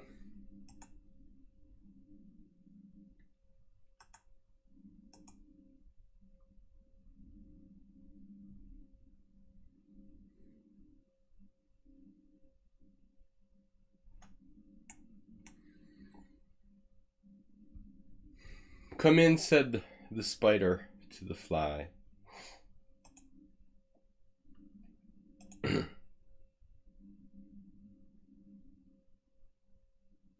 This looks like it looks like an Asterbait game where he's like trapping the guy's queen.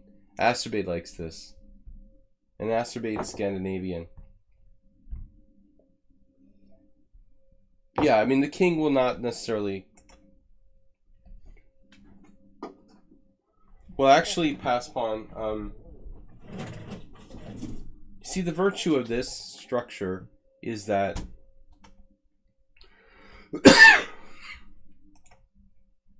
we might castle king side, we might leave the king on e2, and we might castle queen side. And all three are on the table. And that's what makes the position dangerous. You have the ability to put the king in 3 different places. And black doesn't know which way you're going. So I fully support this mode of play. I like not castling. Keep the other guy guessing about what you're going to do. Yeah, no, I'm specializing in that. Loopy pie loopy. No, I'm specializing in d5 and g takes f6. In this, I think it's the best line against the Trompowsky for black. It's this.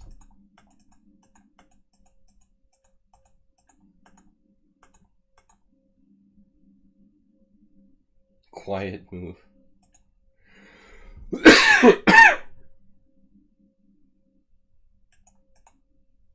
Just for kicks and giggles. You can't play this because of this. Just so you know. So that's why. Now you can. Now we're up a piece. So this wasn't exactly Chigorin's best game. Take my rooks with Yasser Seirawan and Minyev. Wow.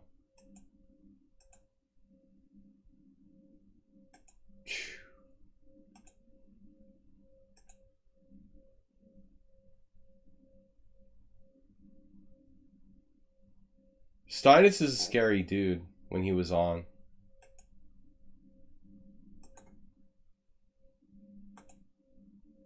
He was obviously using an engine in this game.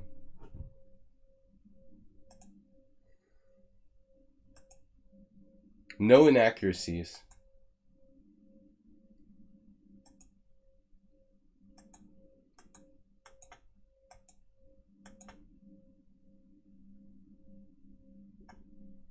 I guess this is a pretty serious threat. Rook takes b7. Ain't bad either. That's it. The Babbage engine. Dude, it's devastating. 1889. I mean, Chigorin was a great player, but Steinitz was unbelievable when he was really on. I don't think Chigorin could touch him.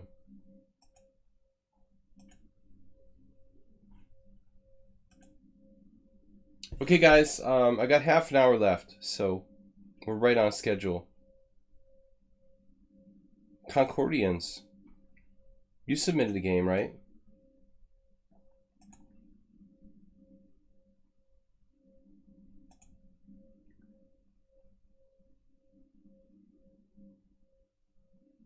Did you submit a game? Yeah.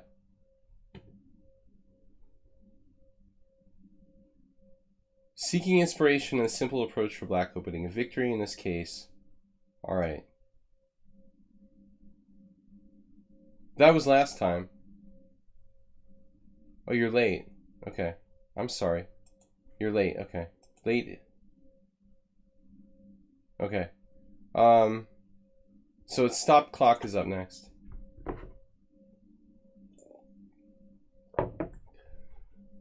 Lichess. Here.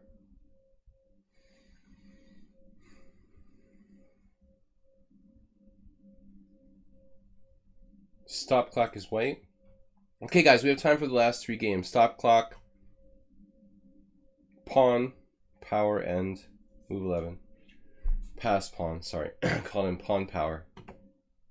I'm just lucky I'm breathing. Thanks, guys, for supporting the stream. Sorry for the crazy bronchitis today. I thought I was good. I was feeling good. Not coughing all day. Then it got out of control. Alright, King's Indian attack.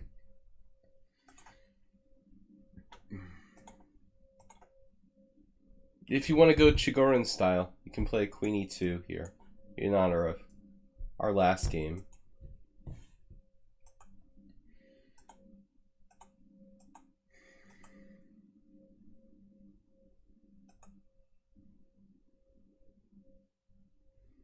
This is an interesting position. I don't know the word on the street about G3.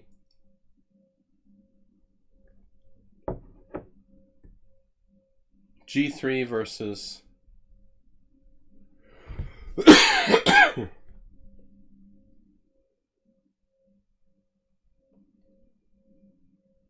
I mean, I know Knight F3 is the most common move order.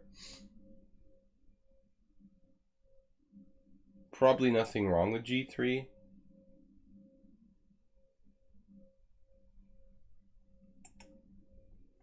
There is kind of an interesting statistic there.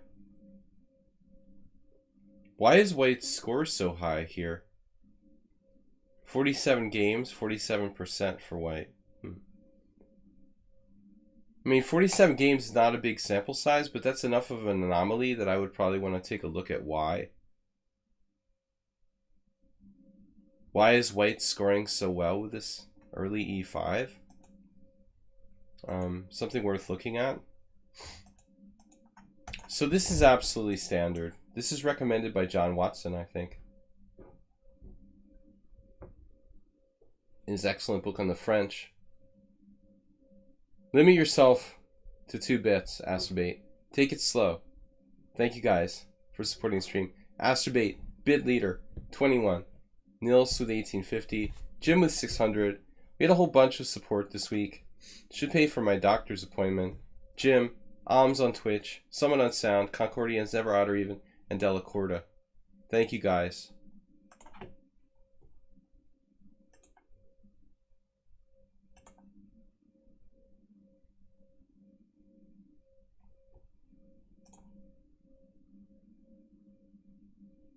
I mean, this is worth looking at because Antipov is a really talented guy. There's something nice and outside the box about Bishop E5 check.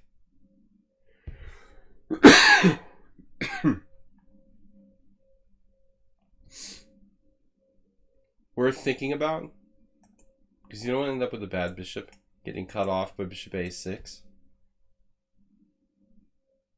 I mean, that's a very notable result. Antipov, very talented guy with creative ideas, takes out the rock-solid German Olympic team member, Blue Bomb, in 2015. Worth looking at, Bishop E5. One game doesn't mean much, but...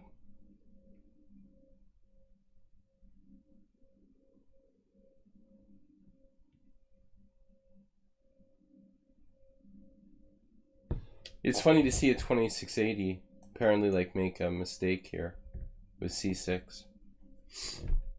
Anyway, it's something to think about.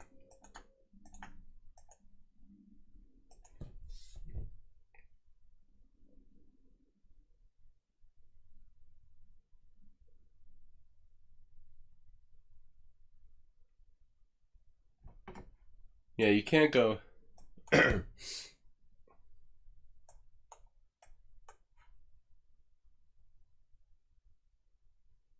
This is no good.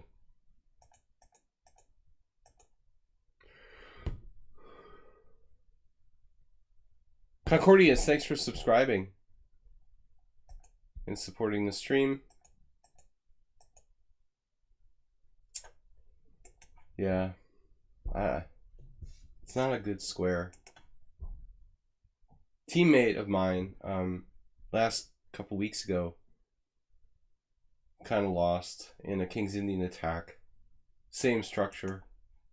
Knight on e2.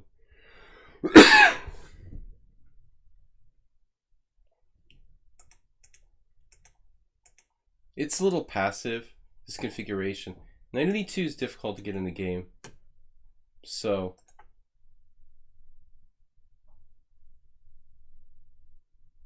here, here, maybe.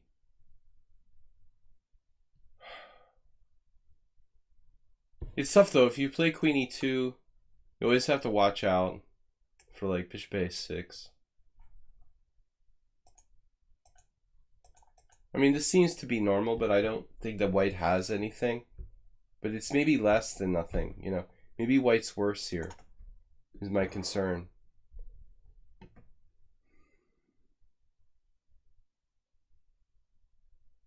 The 2600s are just smashing with black here.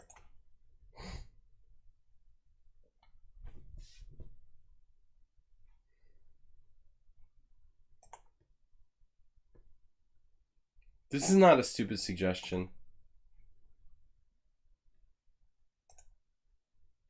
The engine says this. It's not a bad idea. He's gonna sack a pawn. Wow.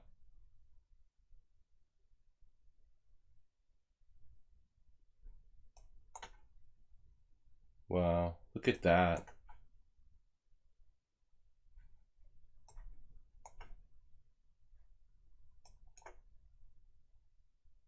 Wow. I know this guy, Adnan Kobas. He's sacked his queen like this and lost. That's crazy, dude.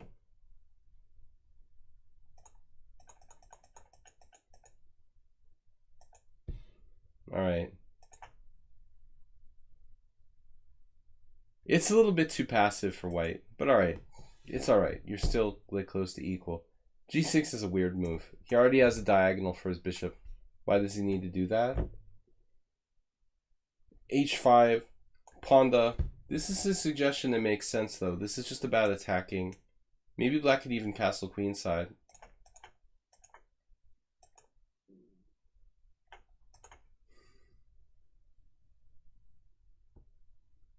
Yeah, now you played knight f3, but I mean the e4 pawn is just dead. You can't do that. You can't do that. No, I mean this is the strong point. Okay, this is the basis of the King's Indian attack.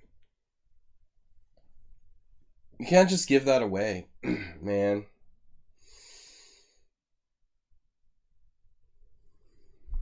This is reasonable.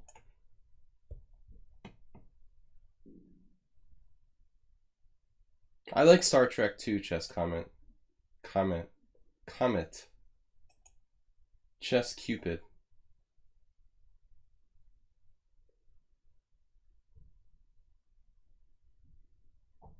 For some reason he takes to the bishop, which allows this pin. But black can just play h6. There's no real compensation here.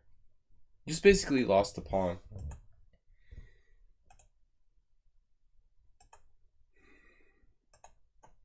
I was looking at queen e2 just to bring the other rook to the d file.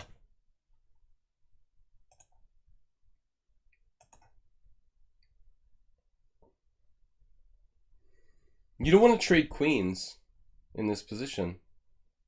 You're down a pawn. So I think that that was clearly better to play like queen e2.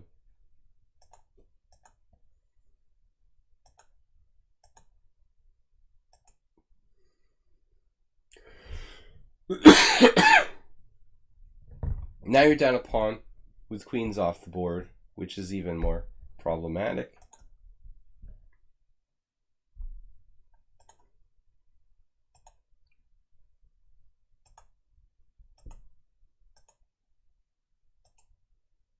We have slight counterplay, but this is hanging.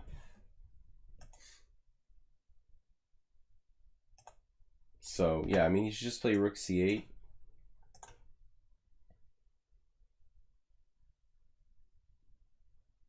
He can slowly kick you out off the 7th rank with bishop c6 or something. I don't know. Maybe it's not that easy.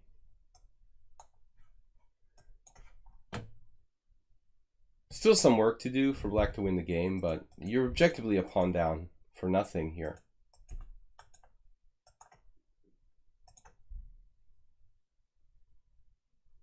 Though I don't know what to suggest. I mean, rook takes c7, even bishop a2.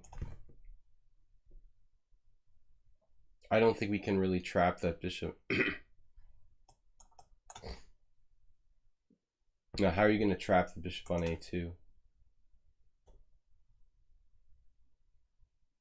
Maybe there are other problems, though. This diagonal here. Bishop d5 was a weird move by black.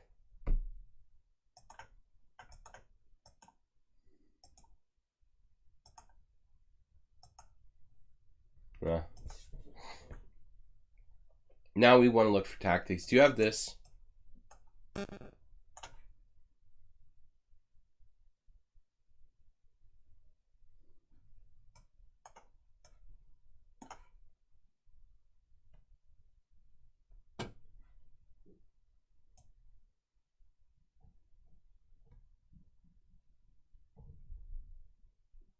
This might almost work.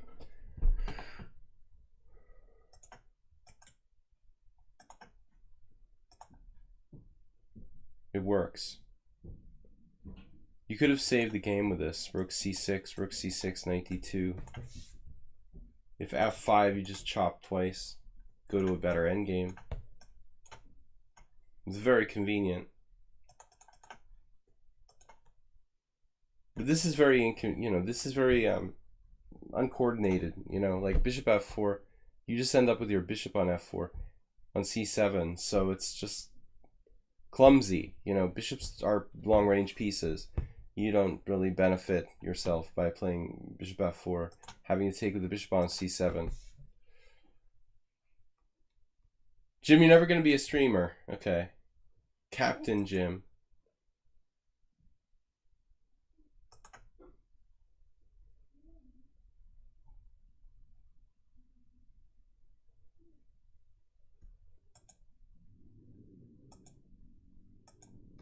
It's a Greek thing, captain, seafaring, fisherman, and stuff like that. All right. Knight g7. Now, instead of knight h4, come on, you got to put your knight in the center with knight e5. This knight has prospects here. This endgame, I think you have really legitimate compensation now.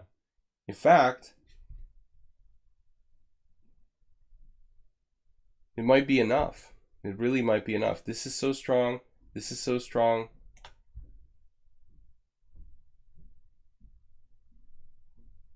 I mean, I'm thinking that black is a little worried here now. The engine found a move, knight e8. Okay. Most people wouldn't find that, including me. But it is some sort of clumsy defense, I guess. Rook c7. And black can glue it together. Barely. This is a very bad principle, unprincipled move. Knight h4. Knight on the side of the board.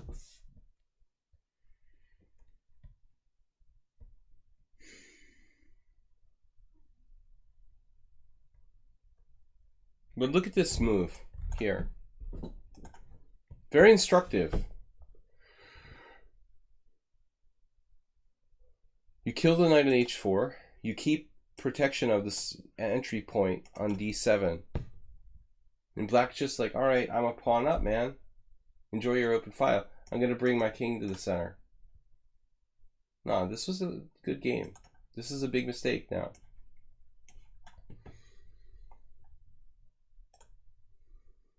Maybe Stop Clock should bring his knight back into the game here. I'm not sure. I would at least consider. Though the truth is that probably the knight does better just coming back to its last square. Okay, guys. Last couple games I got to do. G5 is like a travesty. Like, hey, your knight sucks. I'm going to help you go back to the center.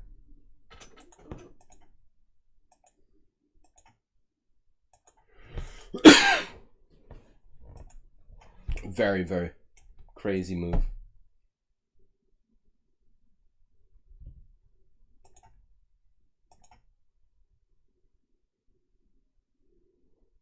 I mean, dude, if you can walk up there, kudos, you know.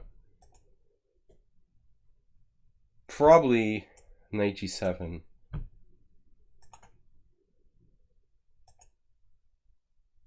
You're a brave man. Brave man. This might even work.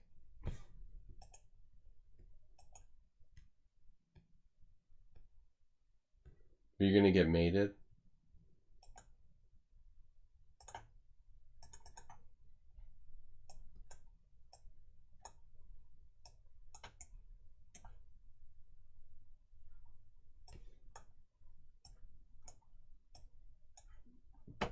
White wins. This was all pre-calculated.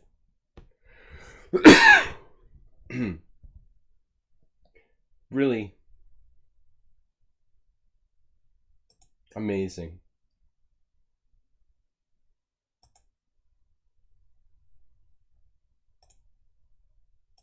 That was nice magic trick.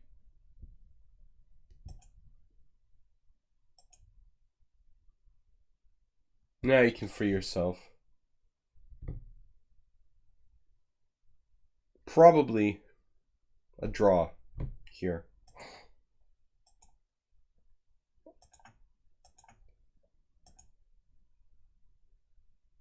But not anymore. Whoa.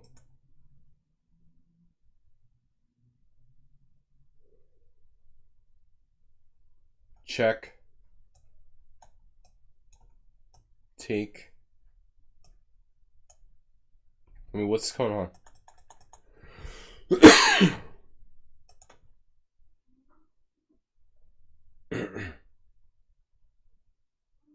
Yeah, you hesitated here. You have to go for the active play. Dude, you're getting mated. Well, you're almost getting mated. Not quite. But this is, yeah, you can't go passive now.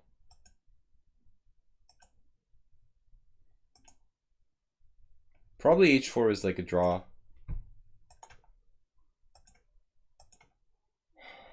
Okay, you wanted to get behind the pawn. I mean, this is a plan. But you have to calculate. I don't know how fast black is here. Grabbing this pawn and getting back behind your passed pawn. It's a draw, according to the engine. All rook end games are draws. See, again, I don't think you should play passively. I think you should go try to play aggressively in the endgame.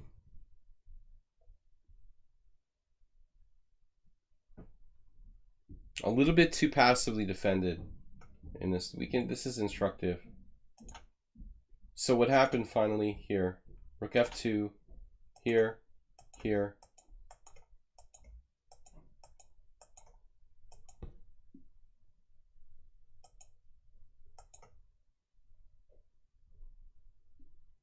You want your rook at a distance, so this square, clearly.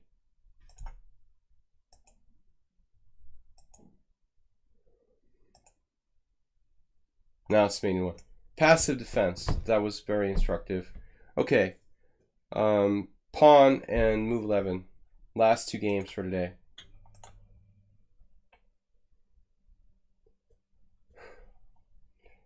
Pass pawn one of these days.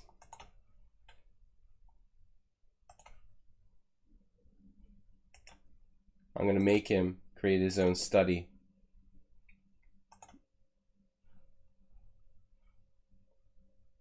This pass pawn here.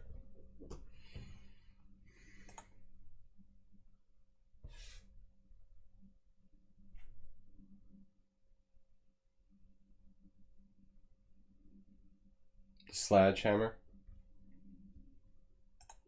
And then I have a nickname for a nickname. It's kind of weird, you know. John Ludwig Hammer already has the hammer time thing going on. Good suggestion, Russell N, though. Where is my player? Covering the stream. Alright, so pass pawn is white. Come on, dude. He's white. Alright, guys, we gotta be quick with these last 2 games. My cough is getting better now. I was almost dying at one point. I like this line for white. But against Sedlak, I played c4. It's a little more dynamic. It has a bad score, but that's not really true.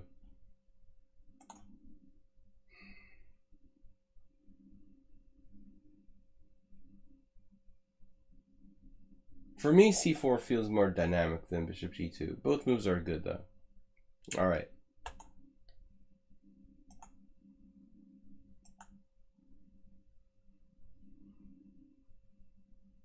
I don't like a3, man. This is chicken chess. There's a lot of variations where you can sack a rook here with like castles, knight b4, c4, knight c2, knight h4 with advantage to white. There's no reason for you to play a3.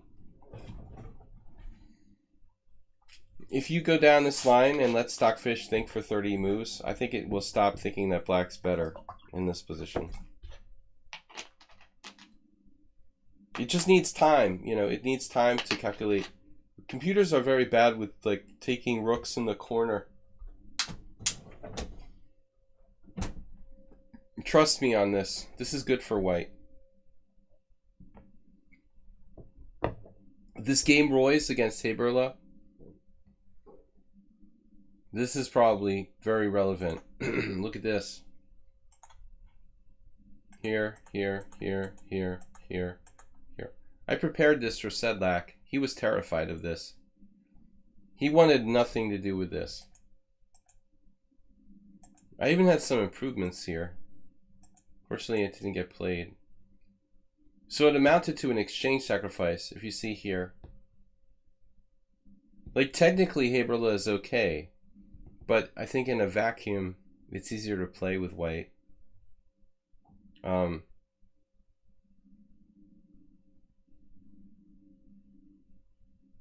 Okay, it's not clear. The computer thinks it's not. It doesn't know who's better. Anyway, all right, forget it. Can we get our game back? I want my game back. It's not letting me go back. What the heck? Oh man, what am I doing? All right, forget it.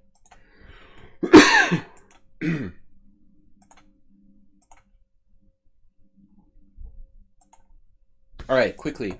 A3, unnecessary, passive. Now I think b4. I don't like it. You want to play fluidly. b3. b3, bishop b2, c4. I don't like b4. There's a hole on c4. If black cooperates, he can probably let you have a good position. I'm concerned about this square.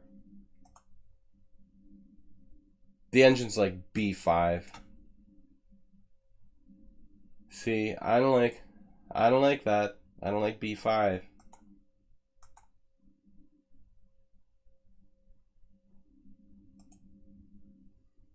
You need to play c4 before it's too late. Good. Good, good, good, good, good. Now everything's okay. It wasn't pretty, but you made it to a reasonable position. Now wait's slightly better.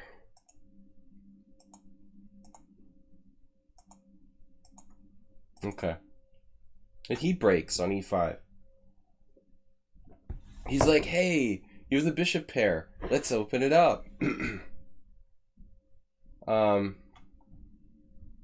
leave huge static weaknesses in your position that can't be defended by pawns. I mean, it's a very simple kind of thing. You got bishop h3 sometimes.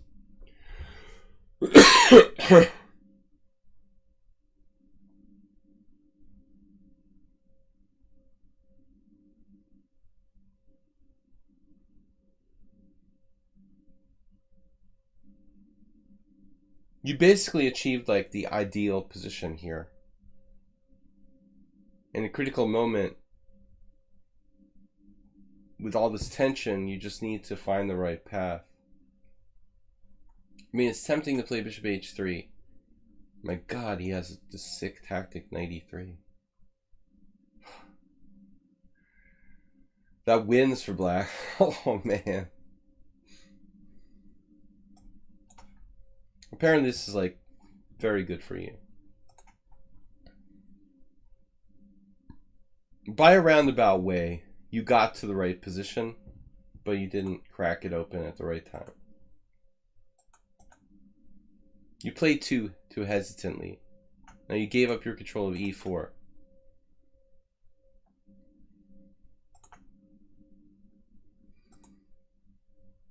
Why don't you just take on d5 here?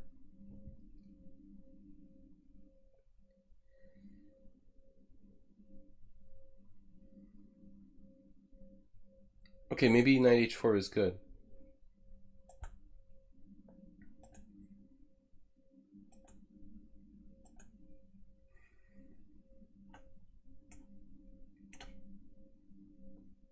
Now you have to defend very, very carefully.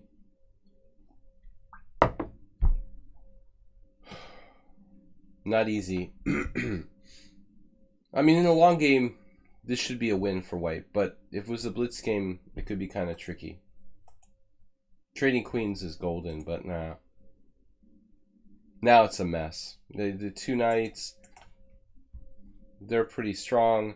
He's got 2 pawns for the this is gonna be hard, man. Now black might be even objectively better.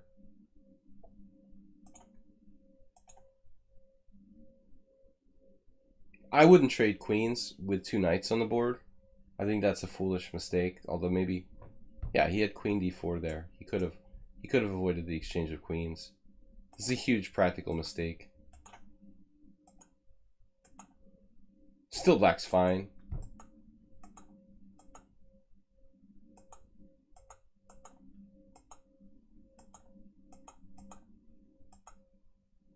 You had a plan at least to break his pawns up.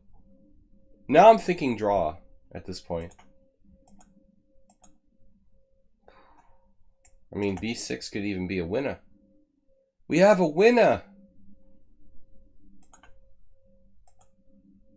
He's flirting with losing.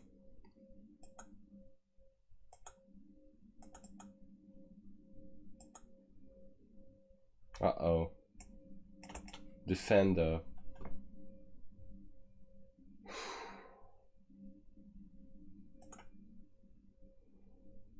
You're right, it was a long game.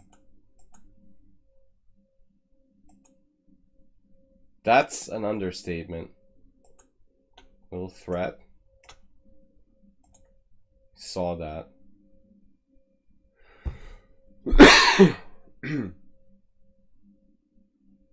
Damn, you almost have bishop c8 here.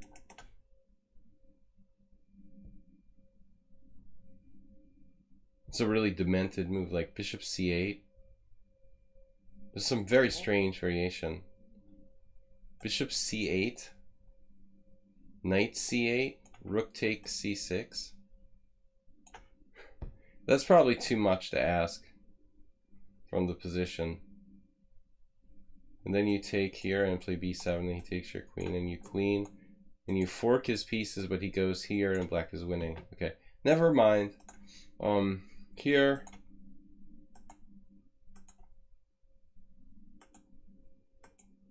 Another pawn. I think you ought to sell this bishop now. Then you can lose on the back rank, huh? Now you've got take. Ah, good. Good. Now he's struggling to find a draw. That was a messy game. Fortunate though. I mean, you let the game get spiral out of control. Spiraled out of control. But you managed to pick up the victory. Alright guys, quick last look at Move 11's game. Good game to a degree, but I didn't like a3. It's good to know all the tricks there. Play more dynamically. I don't like allowing the c4 weakness, and you almost let it get out of control. Pass pawn. Move 11. Michael Glick. All right, this is my game from Monday night with Michael Glick.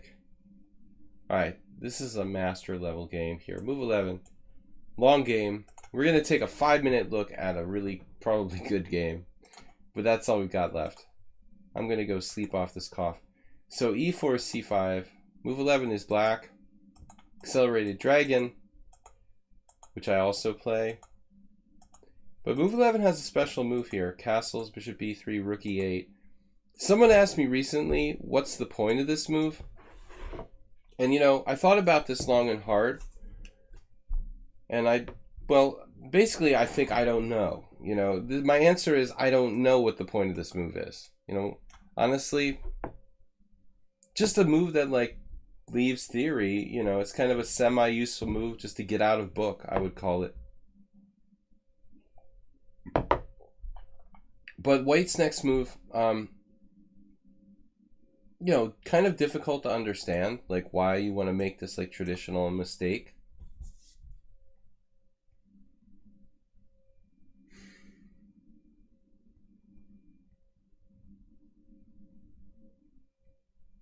Okay, if B takes C, clearly you have E5. Like anybody can see this, right? Well, that's clearly horrible for black. No, it's not recommended to sack a pawn with knight d5. There's a slight problem due to the lack of defense of f7. So much for that variation. It also doesn't have the hospital square for the knight. So, but, you know, I mean, honestly, like all the games here are draws. But his opponent played queen f3, kind of like a cheapo against f7.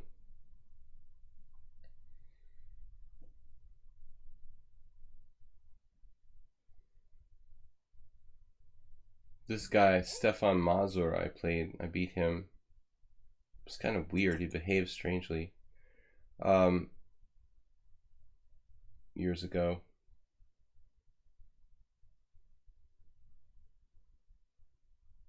But I mean, you don't never want to take on c6 in the Sicilian for the most part. Simply stopping e5 with a constructive move. Worried about g4. Now e5. This is weird. I was expecting e5 here. I mean, I know this weakens black's position a little bit, actually. You know, bishop g5 may be a problem. Yep. Alright. That's not good.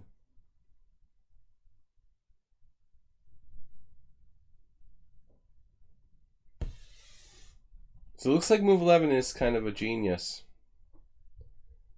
With rook f8. Blue Albino, what's up? Congratulations on a tournament win on Tuesday in our arena. This is brilliance. Okay, rook f8, exclamation point, castles. I mean, you could castle queenside here. At this point, I don't see any reason why you can't castle queenside. Clearly, there's this square, this square. Routine move here is a5. Move 11 plays b6. It's also okay.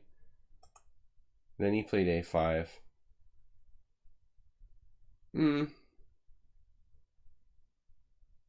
Okay, fine. I mean, I guess I would have preferred to have just played a5 in the first place. He's threatening, well, not threatening anything.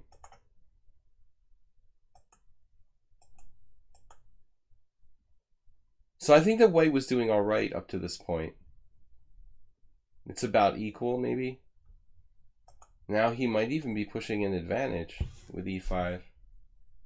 Black did something slightly wrong, it seems like. Black was just microscopically worse.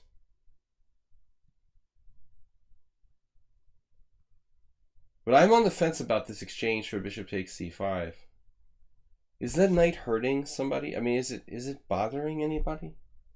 Like, you got a pretty decent bishop there that looks kind of both ways. Is this knight really worth exchanging for? I don't think I like bishop takes c5. Bishops are stronger than knights in general. And I'm concerned that white's going to have a lot of dark square weaknesses like later on in the game. You know, I think he didn't think about this exchange long enough. Knight takes c5 looks risky.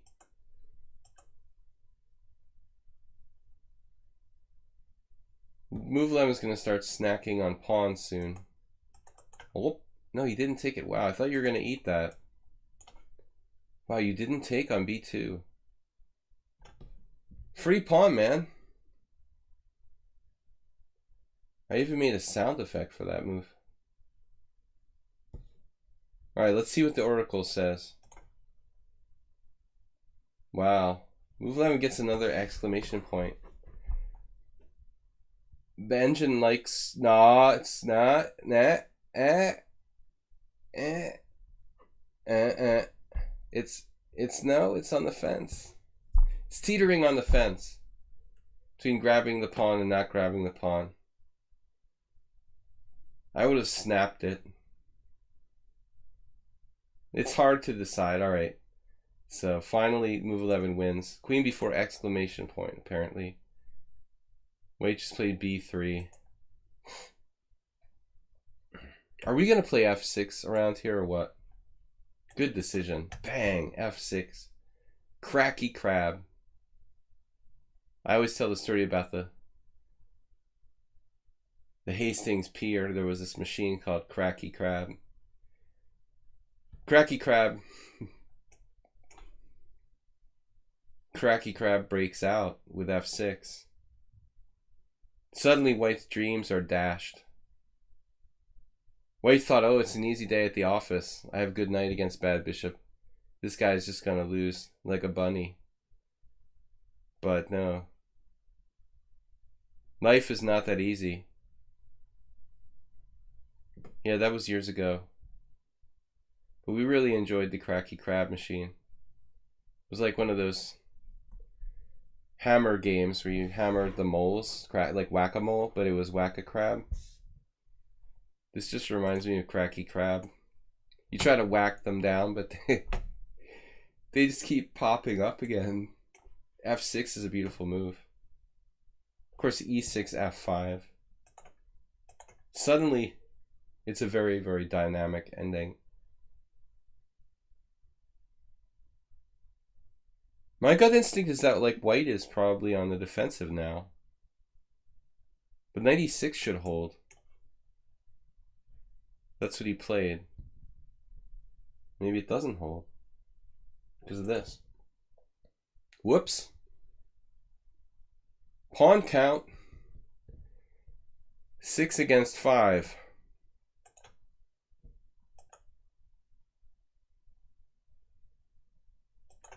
What? Wait a minute. Can we grab this? I mean, I know I'm materialistic, but come on.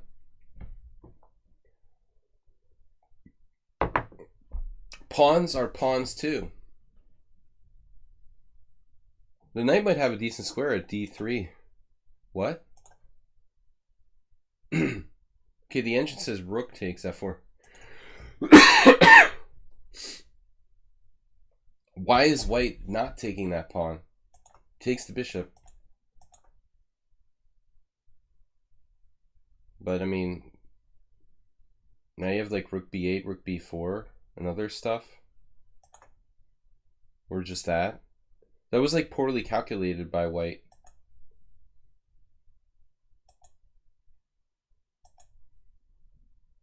I mean, all rooking games are draws, right? This is probably still a draw.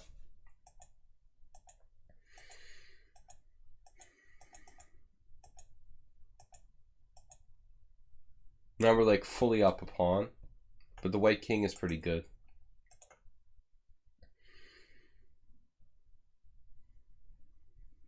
That rook is that rook slightly immobilized? Immobilizado.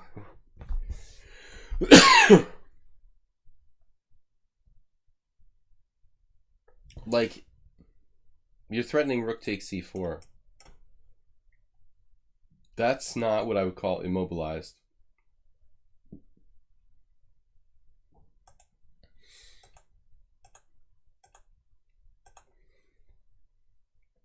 Now is draw. Actually, pretty scary because black has this.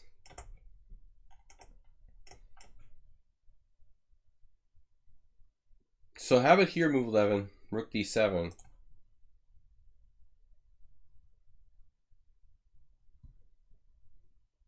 Oh, my endgame judgment is good though. Apparently it's all a draw.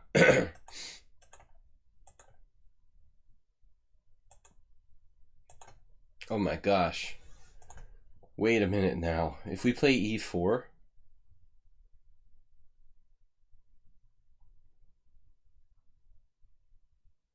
how can you not play e4? Dude. Move 11. I guess he was in time pressure, but I mean, this is crazy. Stockfish is like plus 7.7. Wow. Pawns aren't people. Pawns are people too. I disagree with Jesse. Pawn lives matter. e4 just wins, man. That's not a people. That's going to be a people person on e1. So, I don't know, man. e4 just wins. But you were lucky. I mean, it should have been a draw. Now it still remained complicated. Wow. So you're probably winning anyway. Two connectors should win here. Maybe. That's kind of scary. Wow. But it's winning.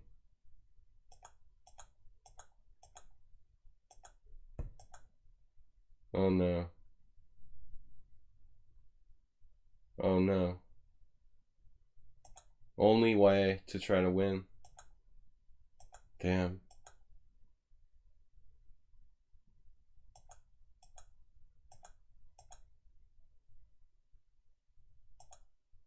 Okay, it's the draw now, I guess. Good game, move 11. Thanks everybody for joining me. I gotta go. But I disagree with Mr. Cry, respectively, that pawns are not people. People are not pawns. Pawns are people too. And pawn lives matter.